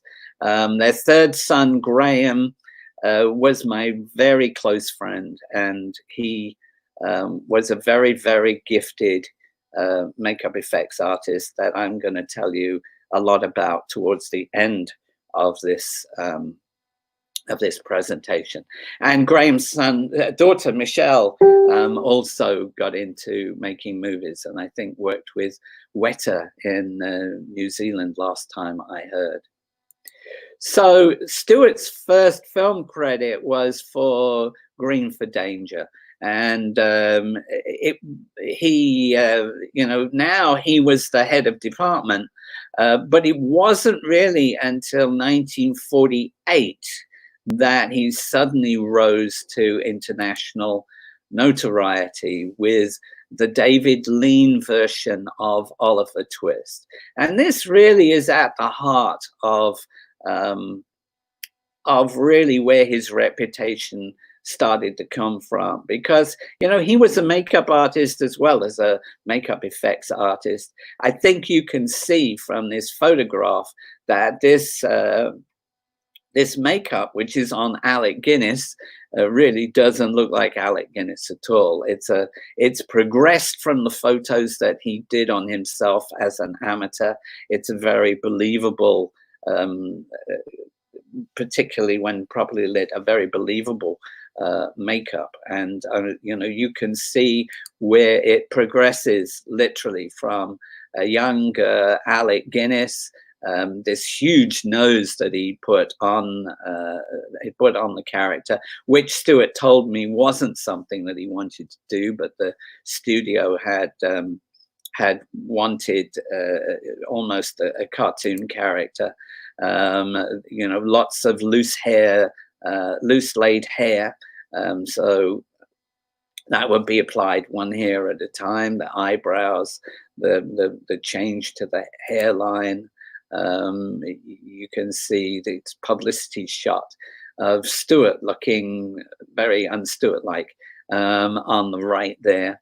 But unfortunately, this makeup and the portrayal generally was considered to be anti-Semitic, and so it drew a lot of attention that the movie had never intended. The studios had a cartoon of Fagin from illustrations that came with the book, and so they had wanted to reproduce that, but it was considered kind of defamatory. And in New York, which had a very big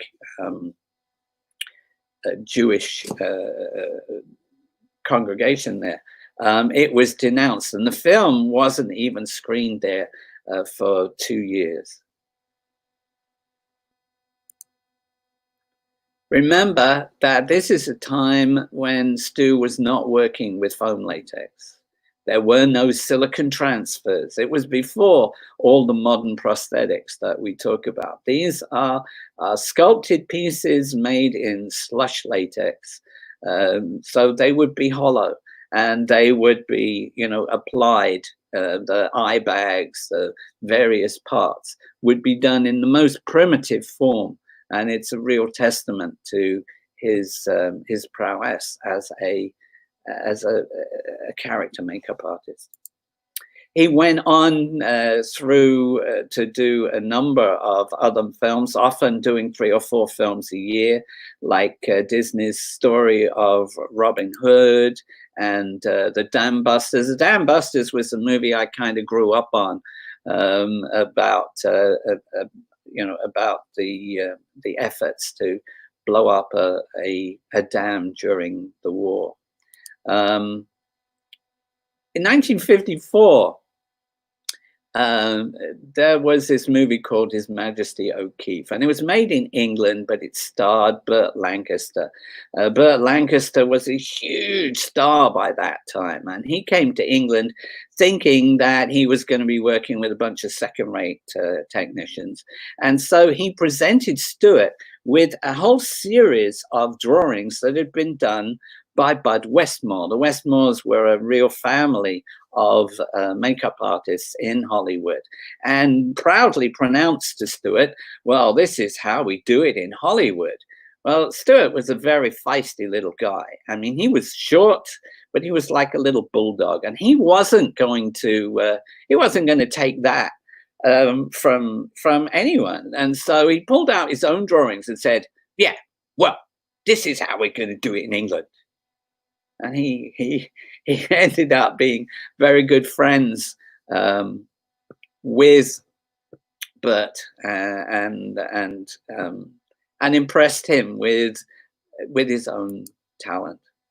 One of the major movies, again, also with Alec Guinness, was The Bridge Over the River Kwai. And The Bridge Over the River Kwai was a massive film in its day.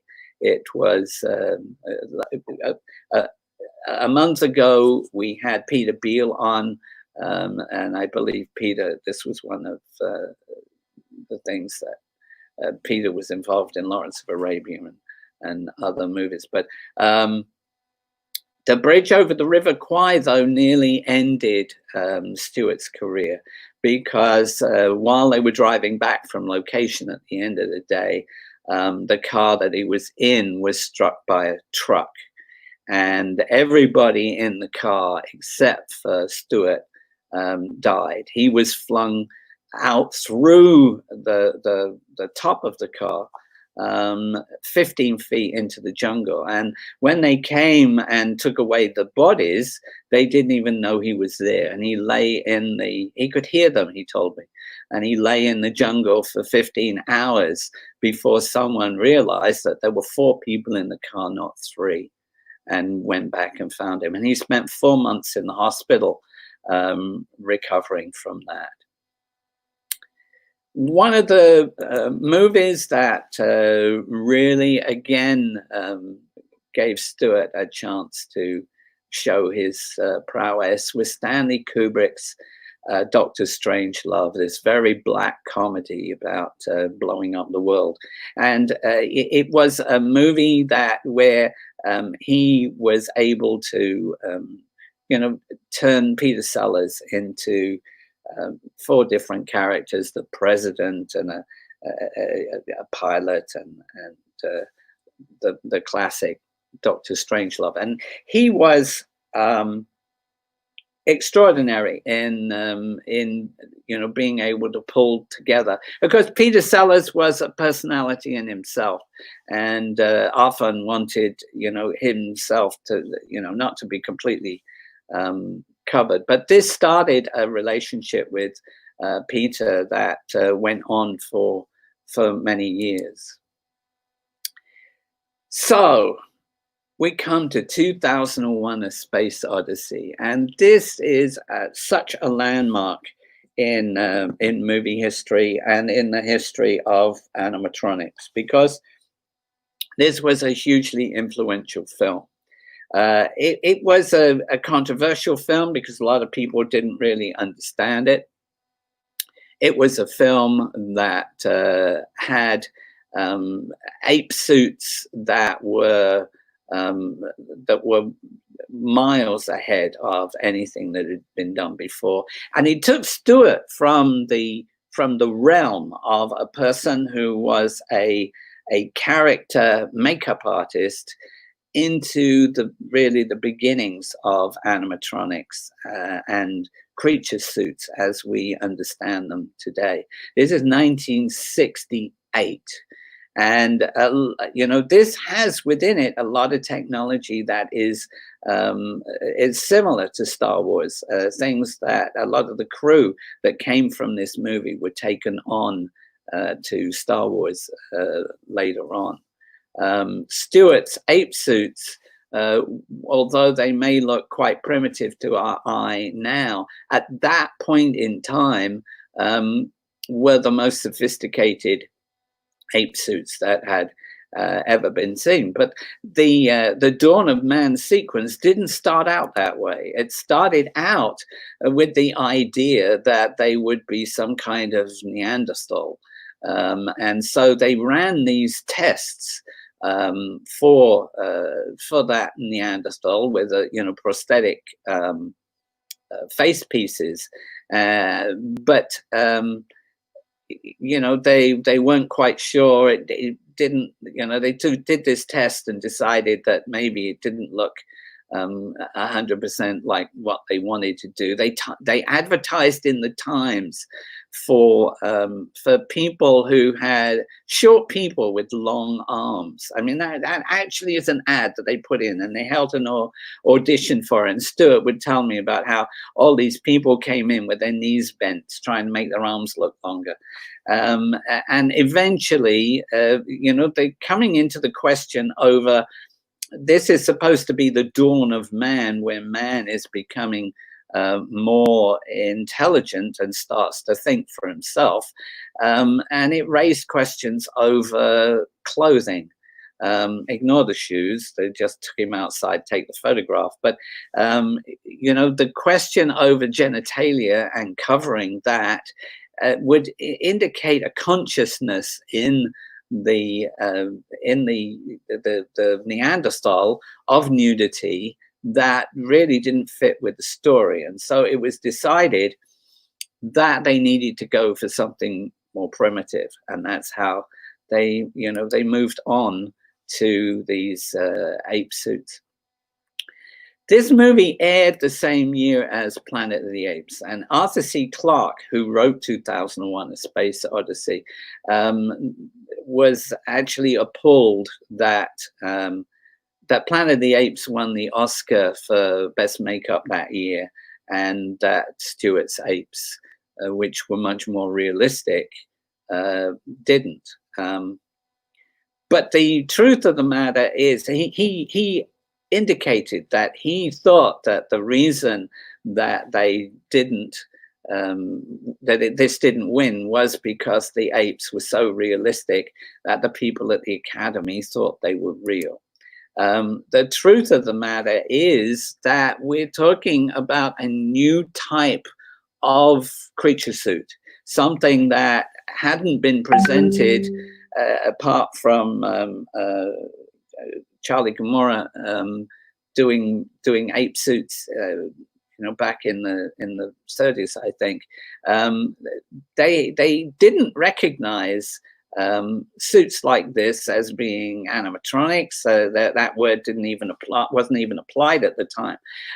They didn't recognize it as makeup, and so they determined that they weren't going to give best makeup to it. But the truth is that what Stu was working on there was really the beginnings of animatronic masks.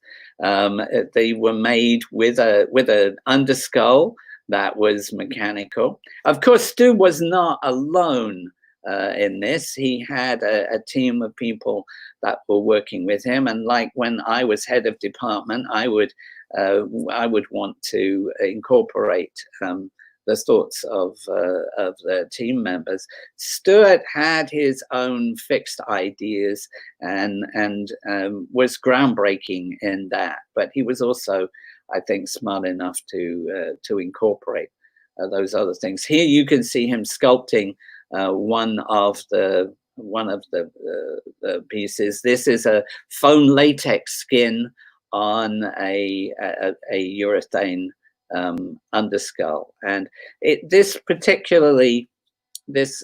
project generated a friendship between Stu and the legendary Dick Smith in the States, because they would trade notes on foam latex and making molds for foam latex and various other things. And one of the amazing shots in 2001 is where you see the lips of the ape in close up, pulling back and the tongue coming out and trying to lick flies off a piece of meat that it puts in its mouth. This was realism beyond anything that anyone had seen at that time, and it put Stuart in his own category. Many years later, this would be around, this would be at least 10 years later, when I was working at Stu's house. He showed me some of the relics that he had. And earlier I was talking about wig boxes. You can see here one of the boxes that he kept those pieces in, these big heavy duty cardboard boxes at the side. I started to work with Stuart in 1971 on a movie called Young Winston, about Winston Churchill. When he was young, I had been stalking him for a couple of years. I'd gotten into the business in 1969, just after 2001: A Space Odyssey, and he was the guy that I knew was going to get all the real cutting edge jobs, and so I stalked him, and he employed me first of all as a straight makeup artist, and that's what I was doing on Young Winston, largely doing beard work for the Houses of Commons and the whirling dervishes for the battle scenes. But I wasn't going to stop there. So 1974, I also worked with Stuart on Peter Sellers' movie called Soft Beds and Hard Battles, which is one of those movies that people have completely forgotten now. But he really took what he had done in Dr. Strangelove to a completely different level and started to do a whole series of different characters on Peter Sellers to change his appearance to literally play a whole series of different characters, which you can see along the way. I remember Peter Sellers lost his teeth one day, and that was one of those lessons where you say, no one shouts at Peter Sellers for losing his teeth. They would shout at Stuart for not having a second set. So that's why what the guys were saying in the last panel, there's always backups and second versions.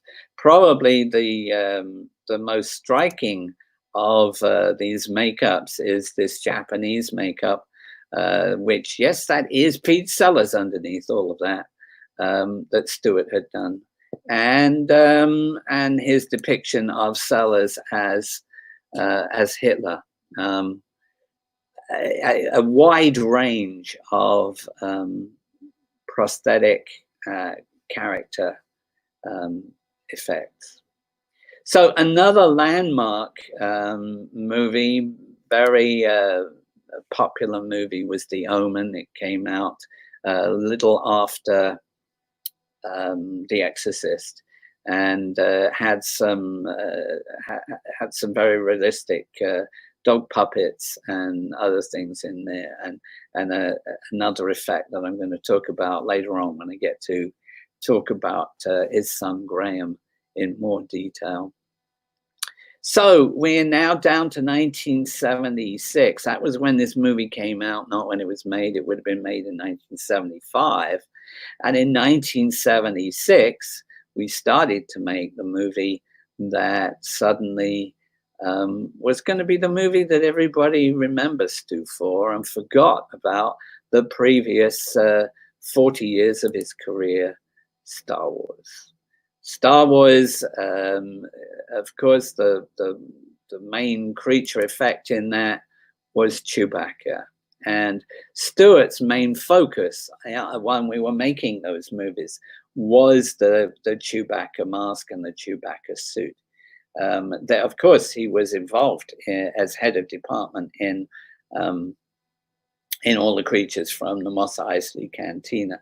But those weren't things that he sculpted. Those were things that were done under his supervision by members of the team. Chewbacca was, based very directly on the technology that he had used in 2001: A Space Odyssey. I mean, every time you do a new job, you try to improve what you did before, and so it gets a bit more sophisticated. But he had the same concept of, a tongue that could come out and move around, and the lips that snarled. What was really relevant about 2001 and Chewbacca was that these characters had no cables. I mean, often we see characters in different movies, especially in the States, which have, a lot of facial movement. But they're being operated largely by puppeteers and operators that are just out of shot. In this case, Stuart had a very different aim at it. He wanted everything to be operated literally by the actor, and so the movement in the lips and the movement in the tongue is all generated mechanically from the movements of Peter, who was inside the suit. You can see there was more than one Chewbacca suit that was made. The first one to get filming, but in case something happened, Stu was making a second one, and that second mask was later on changed into Mrs. Chewie for the holiday special. And that's another interesting story, because Stu never really forgave Lucasfilm for taking that backup mask and giving it to Stan Winston for him to change into Mrs. Chewie for the holiday special. To my knowledge, up until that time, Stan Winston, who later on became the world leader in animatronics, and particularly puppets, with Jurassic Park and some of those others. He was a very talented makeup artist at that time, who was doing gelatine prosthetics and various other things. But to my knowledge, he hadn't been doing anything that was mechanical that I've seen any record of. And so Stu was upset that these techniques that he was using, that he considered to be proprietary, had been taken by Lucasfilm and shared with someone that he saw as a competitor. Stu was a very competitive guy, and that might come up a little more later on. So here you can see the Chewbacca suit in its various versions. This is Kay, who was Stu's wife. She was really basically looking after makeup on the set on most of these, and then she would look after Chewbacca on the set too. But it was at this point in time when I joined the movie, Graham, his son, was the one that was doing all the foam runs in this little tiny room that we were in.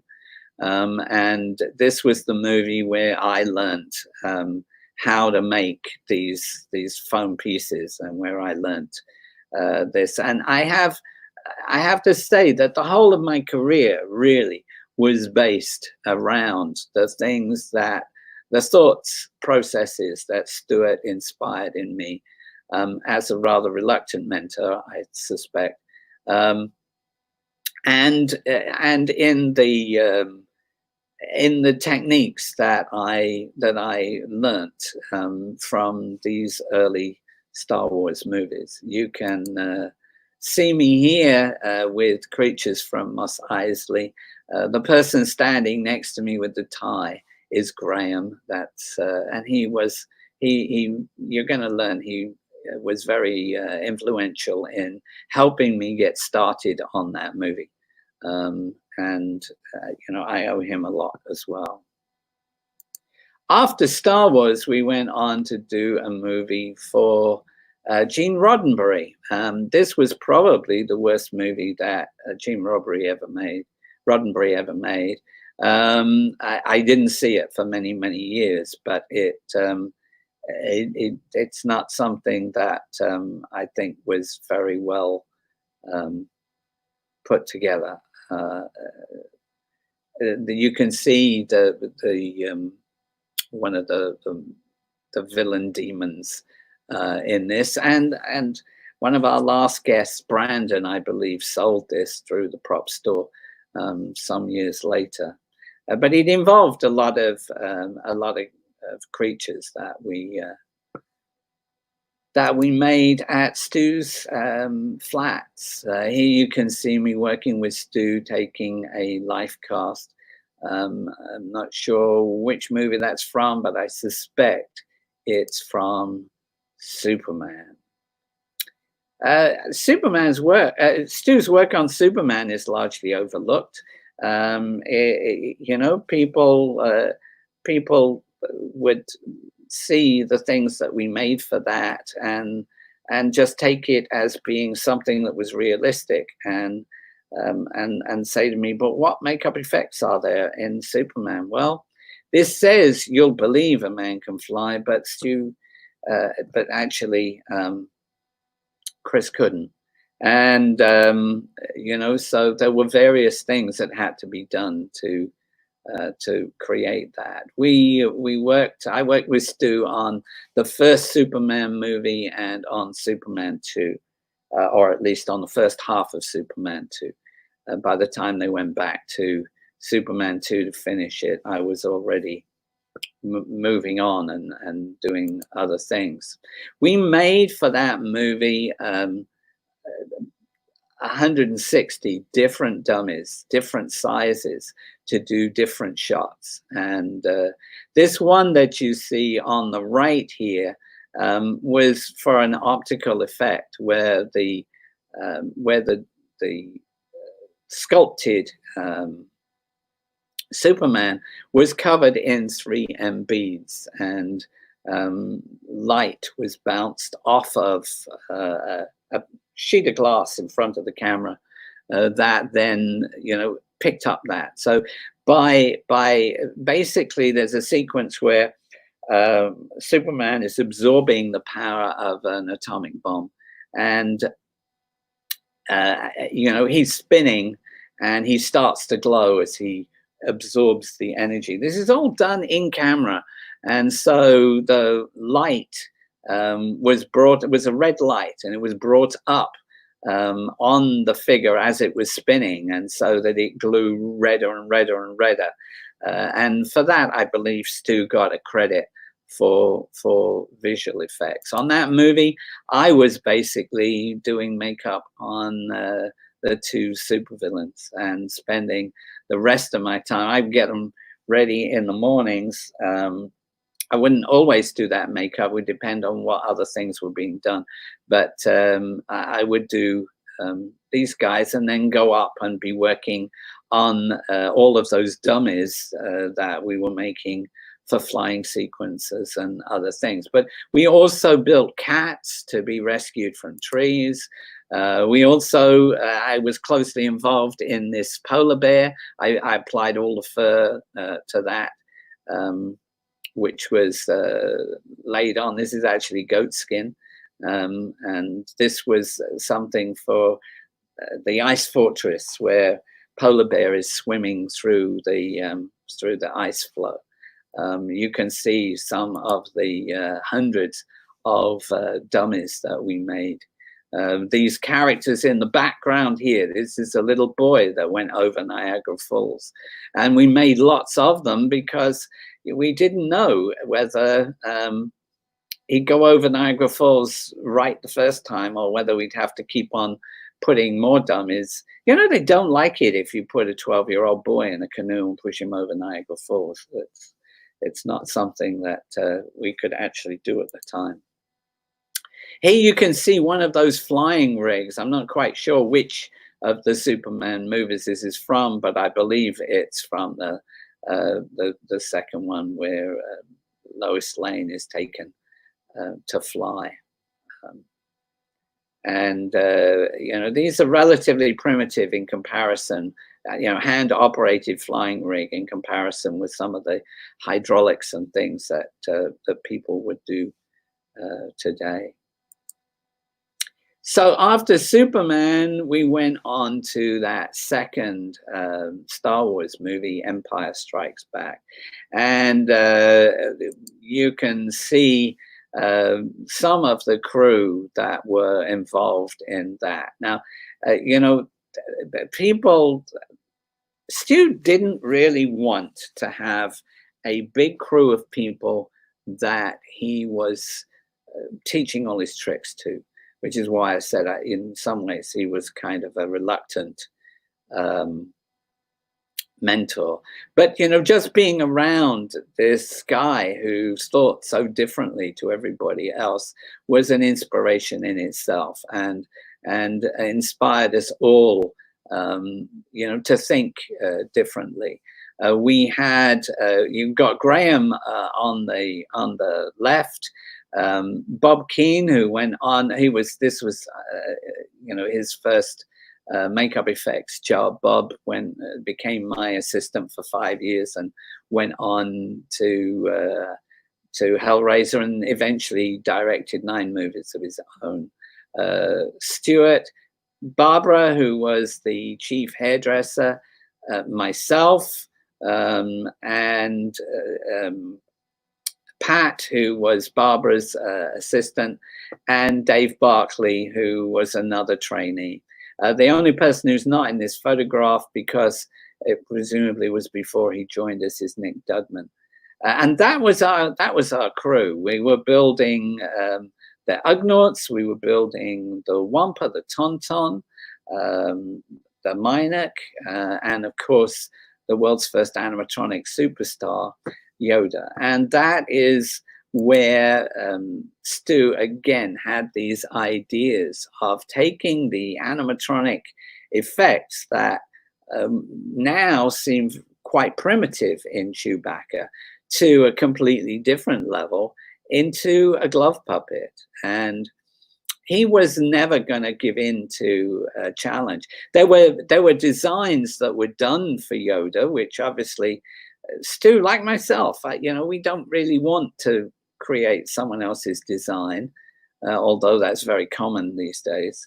You know, we wanted to create our own characters, and so Stuart sculpted up this design that was, you know, quite close to the drawings, but it really didn't look very friendly, and it really didn't look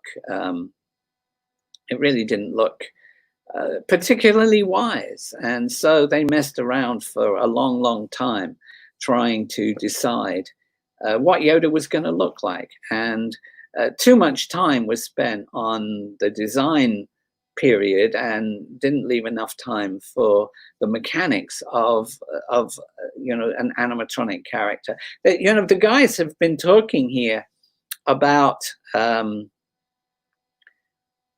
about Dark Crystal and how, you know, animatronics, you know, really exploded with that. But Yoda was a couple of years before that.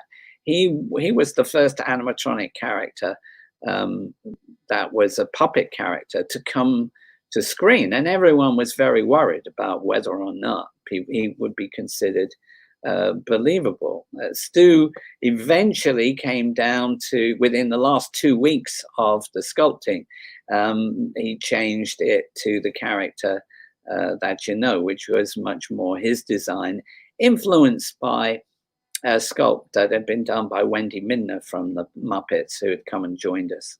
And if you see my talk about the evolution of Yoda, I go into all of that in much more detail. Ultimately, in the final analysis, Yoda ended up looking so much like Yoda that we, so much like the character, that we couldn't really understand why we hadn't just painted him green and stuck the ears on. But this publicity photo really kind of emphasizes that. Very early days of animatronics, you know, Stu was doing stuff that was quite heavily engineered, and yet the kind of drawings that he would do would not be very sophisticated by any measure. And there were a number of different drawings for different ideas on making an eye mechanism work. This one is a solenoid eye mechanism, which is an interesting idea, but to my knowledge, Stu never actually built that, never saw it through. At the same time, we were making the Wampa. Stu, if I remember correctly, sculpted the head of the Wampa, and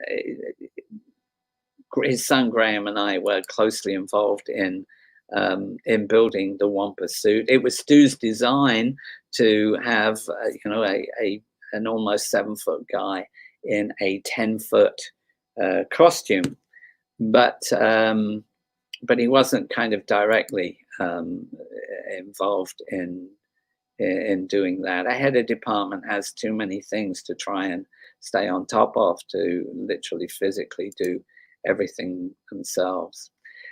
Later on, of course, Stu went on to do Return of the Jedi, and by that time I was doing other movies.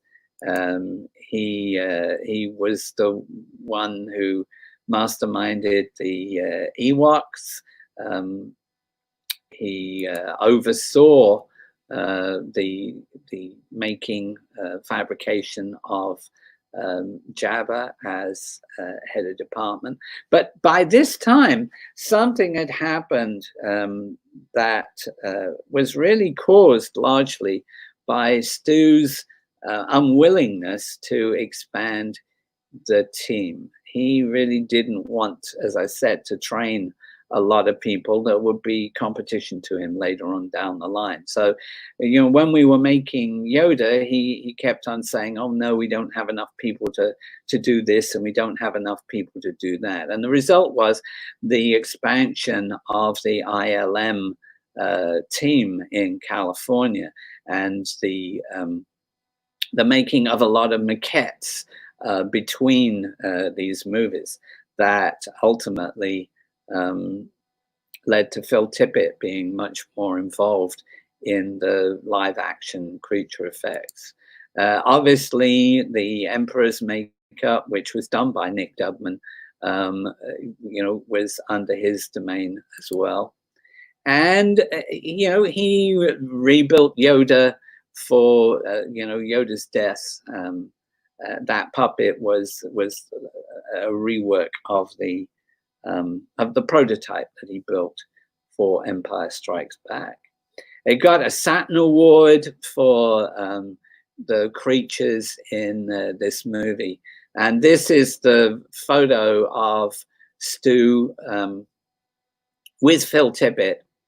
But if you really look closely at Stu's expression, you'll see that he was not thrilled about sharing these creature effects. It was not a way that he wanted to go.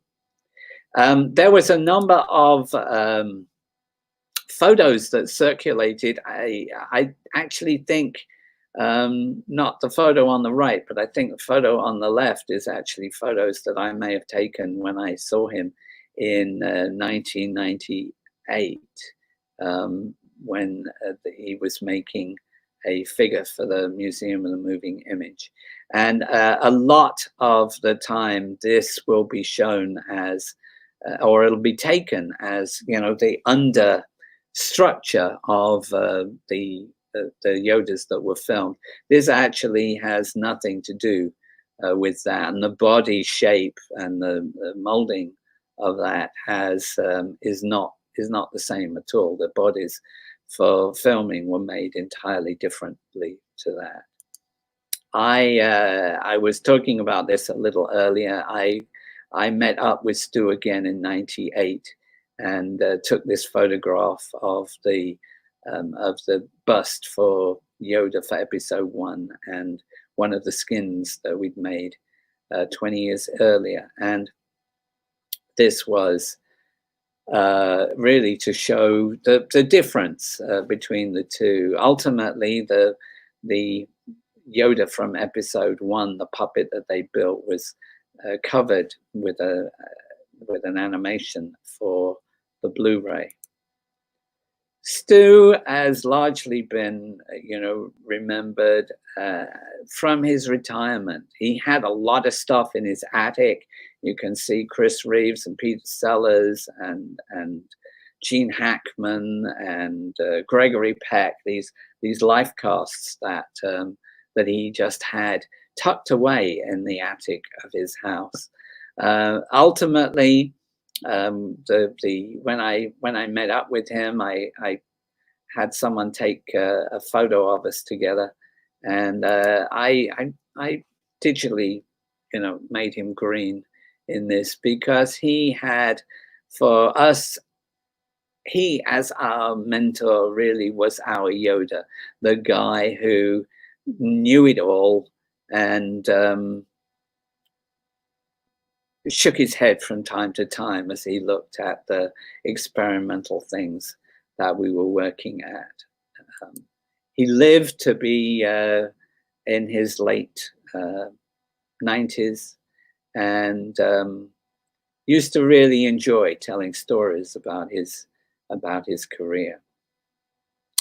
When he finally died, all his sons had actually died before him. And there was a sadness in that because he had really given birth to a legacy of freeborns who'd become very influential through movies in the you know, in the 70s, in the 80s, going into the 90s. And I want to talk in detail about his son Graham, who is absolutely an unsung hero of the classic Star Wars trilogy. Graham, I don't know his exact birthday. I know he would have been born in the late 40s. He died in 1986, so he died very young. He was a real character, a very humorous guy. We basically became friends on that first movie that I made, but I'm gonna get to that. You can see publicity photo here of Graham and Stu and Kay that was done, I believe, during Empire Strikes Back, which is why one of the Yoda skins that I've made is in that shot. But Graham's first movie was on 2001: A Space Odyssey, which he didn't get a credit for. He did a number of jobs that came along after that, but it was Young Winston in 1971 that he and I became friends on, because I was taken on for 2 days on that job while Stuart decided whether I was worth employing or not. And I worked on it for 16 weeks, and we went out on location to Morocco. And, you know, we, during that time, we kind of bonded. You know, you go out on location and you're hanging out in the bar at the end of the day. He was a more generous spirit than some people. So me, as that young guy who was trying too hard to impress people and trying too hard to be likable, he kind of looked past that and became a friend. And we used to sit and play backgammon and various things after work. So the thing that was really very influential in my career, something that I never forgot, was Graham's influence on getting me into creature effects. So, you know, this is 1971 when we became friends. I believe it was around about 1973 when Graham started to do a series of ads with Donald Pleasance for Holston Pils Lager. Holston Pils became well known for humorous TV ads, and this was, you know, this was amongst them. But it was all done on a budget, so there wasn't any way that we could have a big crew for that. The creatures were actually all made in Graham's house, and at that time I lived in Teddington, not far from him, and so I would go round to his house, and the whole idea in this series of ads was that they involved all kinds of strange characters from horror movies. So, you know, we made Frankenstein, we made the werewolf, and we made the Mummy, and we made Quasimodo, and it was really my time helping helping Graham do that was the beginning footing of me getting involved in prosthetics. And here is one of those commercials. This is my favorite bar. It's a bit odd, but so is my favorite lager. It's brewed so that nearly all the sugar turns into alcohol. Good evening. Still taking the pills, I see. Pills, the odd lager from Holston.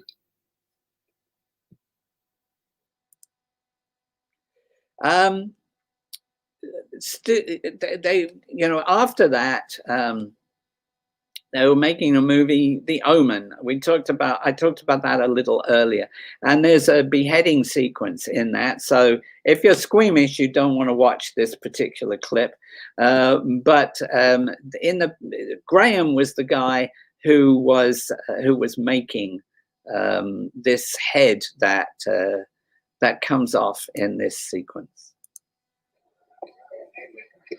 If you don't do it, I will.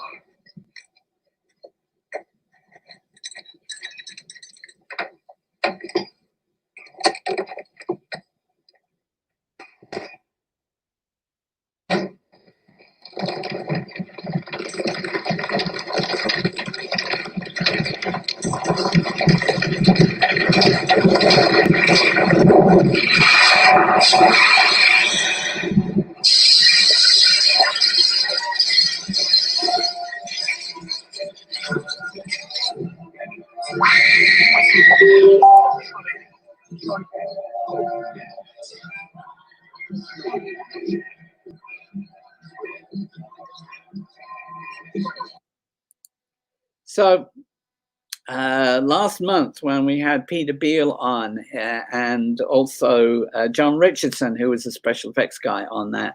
We talked about that sequence. Any of you who watched that will remember it.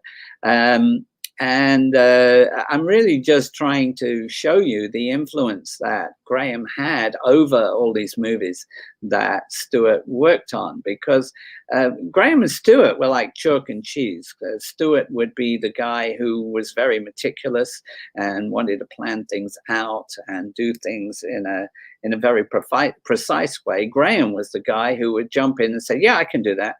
And he would jump in and he would get it done in a fraction of the time. Not necessarily to quite the same quality, but good enough that when the camera turned over, nobody really saw, really got to see the difference.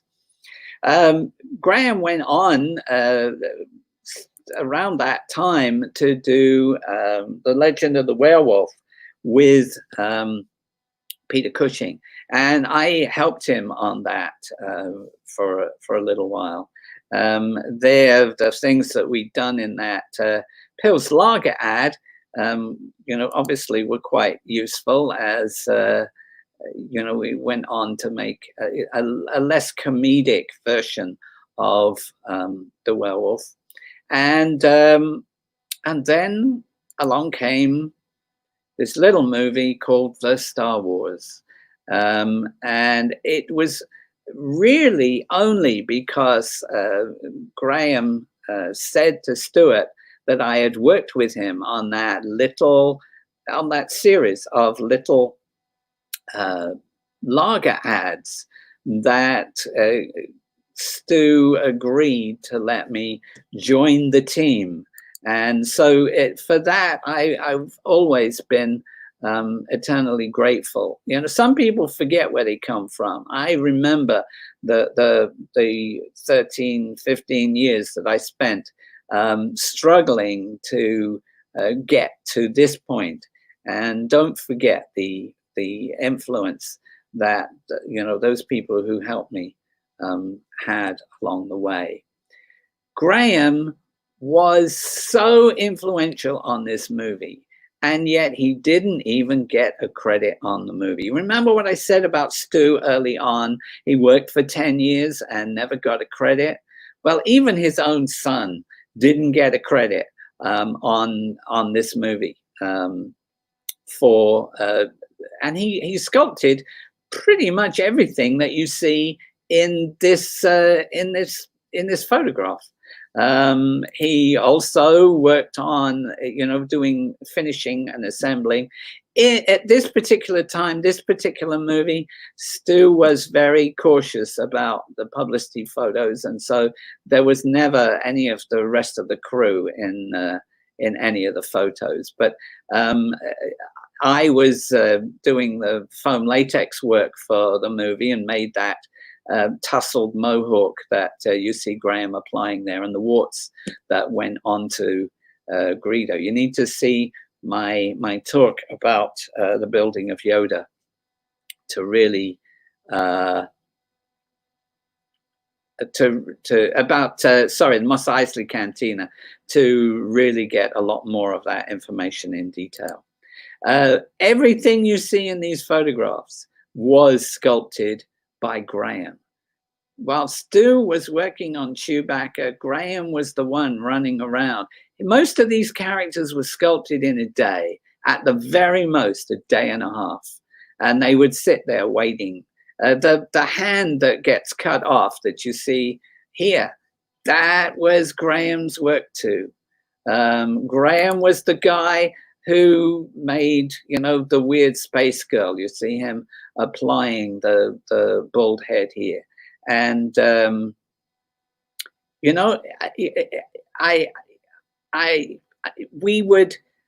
I would never have been, in this crew, and my career would never have taken off probably if it hadn't been for Graham's work that was so influential through this series of movies. Yet he is almost never talked about. later on, after this, I was asked to do a album cover for a British rocker called Graham Parker. This is the album cover over here, and you know, just as Graham had used me in making the Pils Lager ad, I involved him in this as well. So we weren't sure what extent they would want this makeup. So we made 3 different variations. Graham sculpted the one on the right, which is actually, this is a makeup that I completed on Bob Keane when we were larking around one Sunday. But this is the one that I sculpted, which actually eventually made it to the album cover. Graham was going off being, you know, head of department and other movies. Here you'll see him 1978 in Game of Death, which was a Bruce Lee movie. I remember him flying off to do that too, wondering what you know, what he was up to there. And then we came back to, of course, we did Superman. On Superman, he was basically making dummies, and then he was one of the main makeup artists. And then we came back to Empire Strikes Back. And on Empire Strikes Back, you know, he was the makeup artist, applying, you know, makeup here to Luke's face, where he's been hit in the face. He and I built the 10-foot tall Wampa body, and he was the one that was looking after the Wampa out when they rather foolishly took it to Norway to walk on a fjord. You know, this character was designed to walk on salt in the soundstage. You've got a guy who's 7 foot tall, standing on stilts, and you know, the figure is 10 foot tall, and lo and behold, they take him to Norway and expect him to walk on ice. But you know, that wasn't a good plan. You'll see here, I think this is actually reworks from Return of the Jedi. Should have been in a different section, where often these masks would get reused. This was a version of the Wampa with these huge, almost fly-like eyes, which I made, which doesn't have the horns, and was an early kind of prototype idea that ultimately wasn't used. But you know, Graham's a guy who made up the Ugnaughts. In the panel that you just heard, it was being said that that all of these masks were sculpted differently. Actually, I don't believe they were. I believe, because I made the foam pieces for them. What this was a series of different pieces that Graham had thrown together, sculpted, and then each mask was assembled out of those pieces on the different guys. And because they were formed on different faces, and they were different combinations of pieces, they ended up looking like they were all sculpted separately. But that was just a clever idea that I borrowed later on. Here you'll see the team that we talked about from Empire Strikes Back. And right after that movie, Graham and I had, we'd really built a solid bond. The second assistant director on that movie, Harley Coakless, was supposedly going to go on to direct a Ray Harryhausen movie called Thongor and the Valley of Demons. And Graham and I went on to be the heads of department on that. you'll see here the Harryhausen sculpt, and this is the close-up puppet head that I sculpted for that. But unfortunately, the money folded on that. So that was our first effort to collaborate, just the two of us, to make a motion picture. It didn't work out, but we worked on it, I think, for 5 or 6 weeks before it folded. Graham went on to be the head makeup artist on Dragon Slayer, and of course, by the time he got to Star Wars Episode 6, he finally got a credit as the chief makeup artist. But his credits had been very limited up until that time for all the movies that he did with his dad, and I think that's partly responsible for the fact why he didn't really get the credit on Empire that and A New Hope that he deserved. Here you can see Dragon Slayer 1981, and of course Return of the Jedi. On Return of the Jedi, I know he was involved in all the Ewoks, as well as doing all the straight makeups on the actors, that were there. It wasn't a long time after that he was diagnosed with skin cancer. He used to really love the sun. When we were out in Morocco, he would, almost strip off and lie in the sun to get a tan. And he had a sun lamp at home that he used a lot. And I really blame that sun lamp for the skin cancer that ultimately developed in such a way that it killed him far, far too early.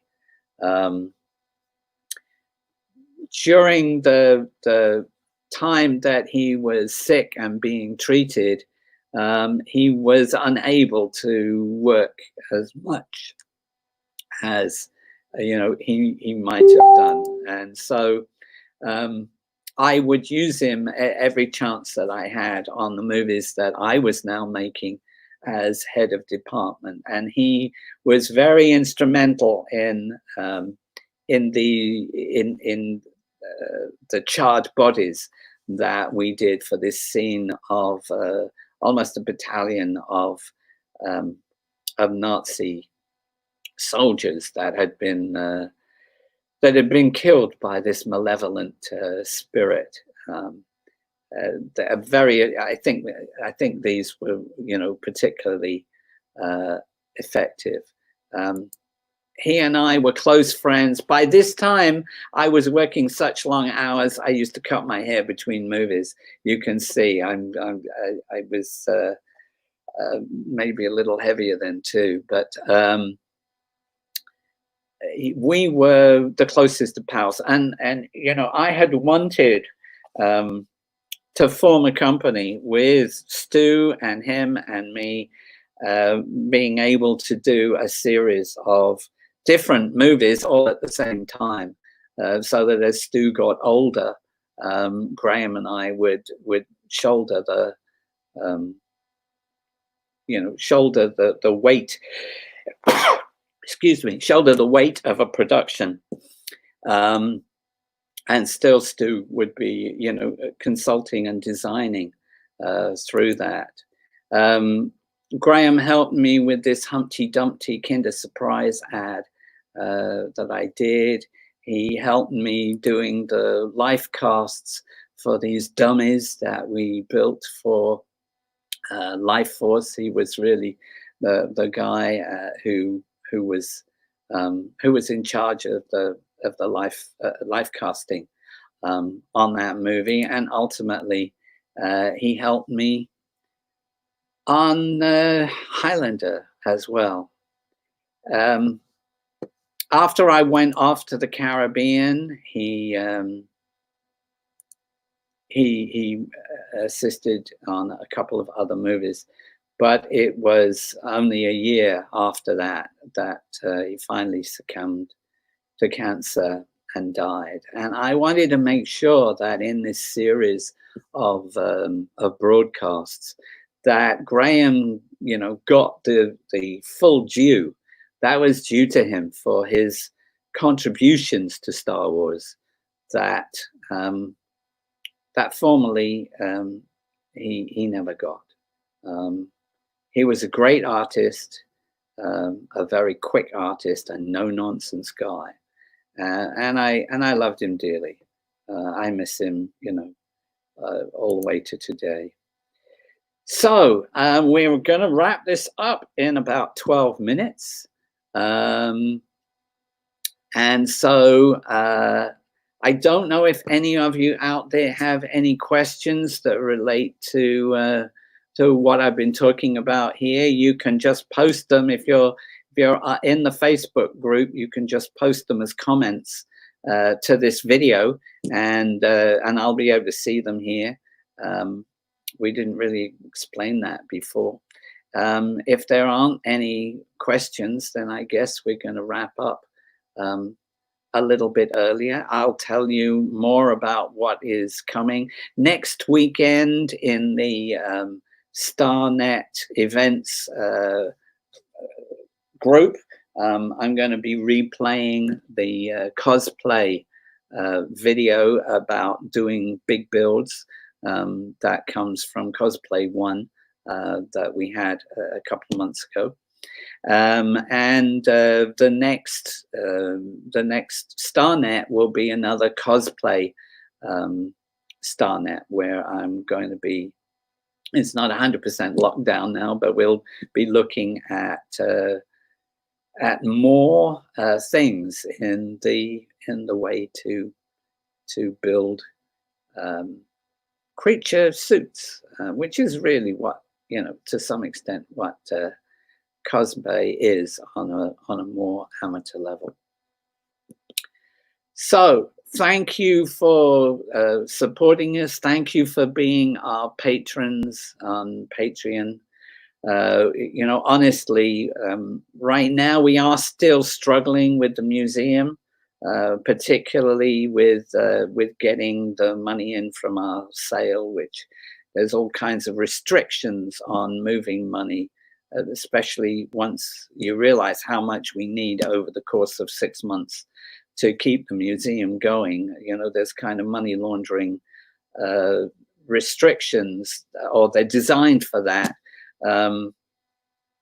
that are because, you know, the authorities worry about people in America starting their own accounts overseas and trying to avoid tax, and so they put in all kinds of limitations along the way. So we have to spread the money out in different ways, through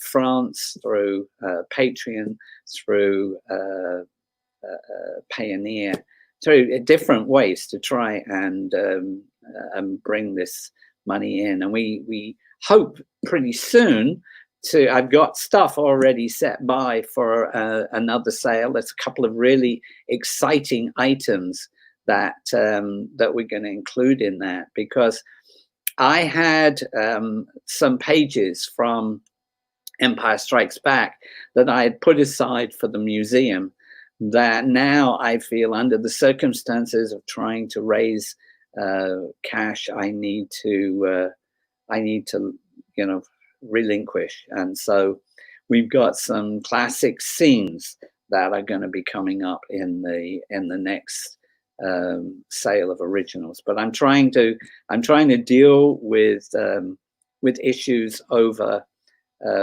these payments before I start adding to that anything new. But that will be coming hopefully in the next couple of weeks. So I thank you all for your support. You're very dear to my heart, and I can't ever thank you enough for the efforts that you've made for us too. Anybody who wants to watch this video again can do that anytime over the next week or two. You'll just find it, and it'll either be in the videos section of this group, or of course, if you hover over if you scroll down and hover over it, it'll just start replaying, and that will start in a few minutes, I believe. I think that's about it for this particular show. I thank you for watching, and I'll see you again fairly soon. This is Nick Maley, the Yoda Guy movie exhibit, signing out.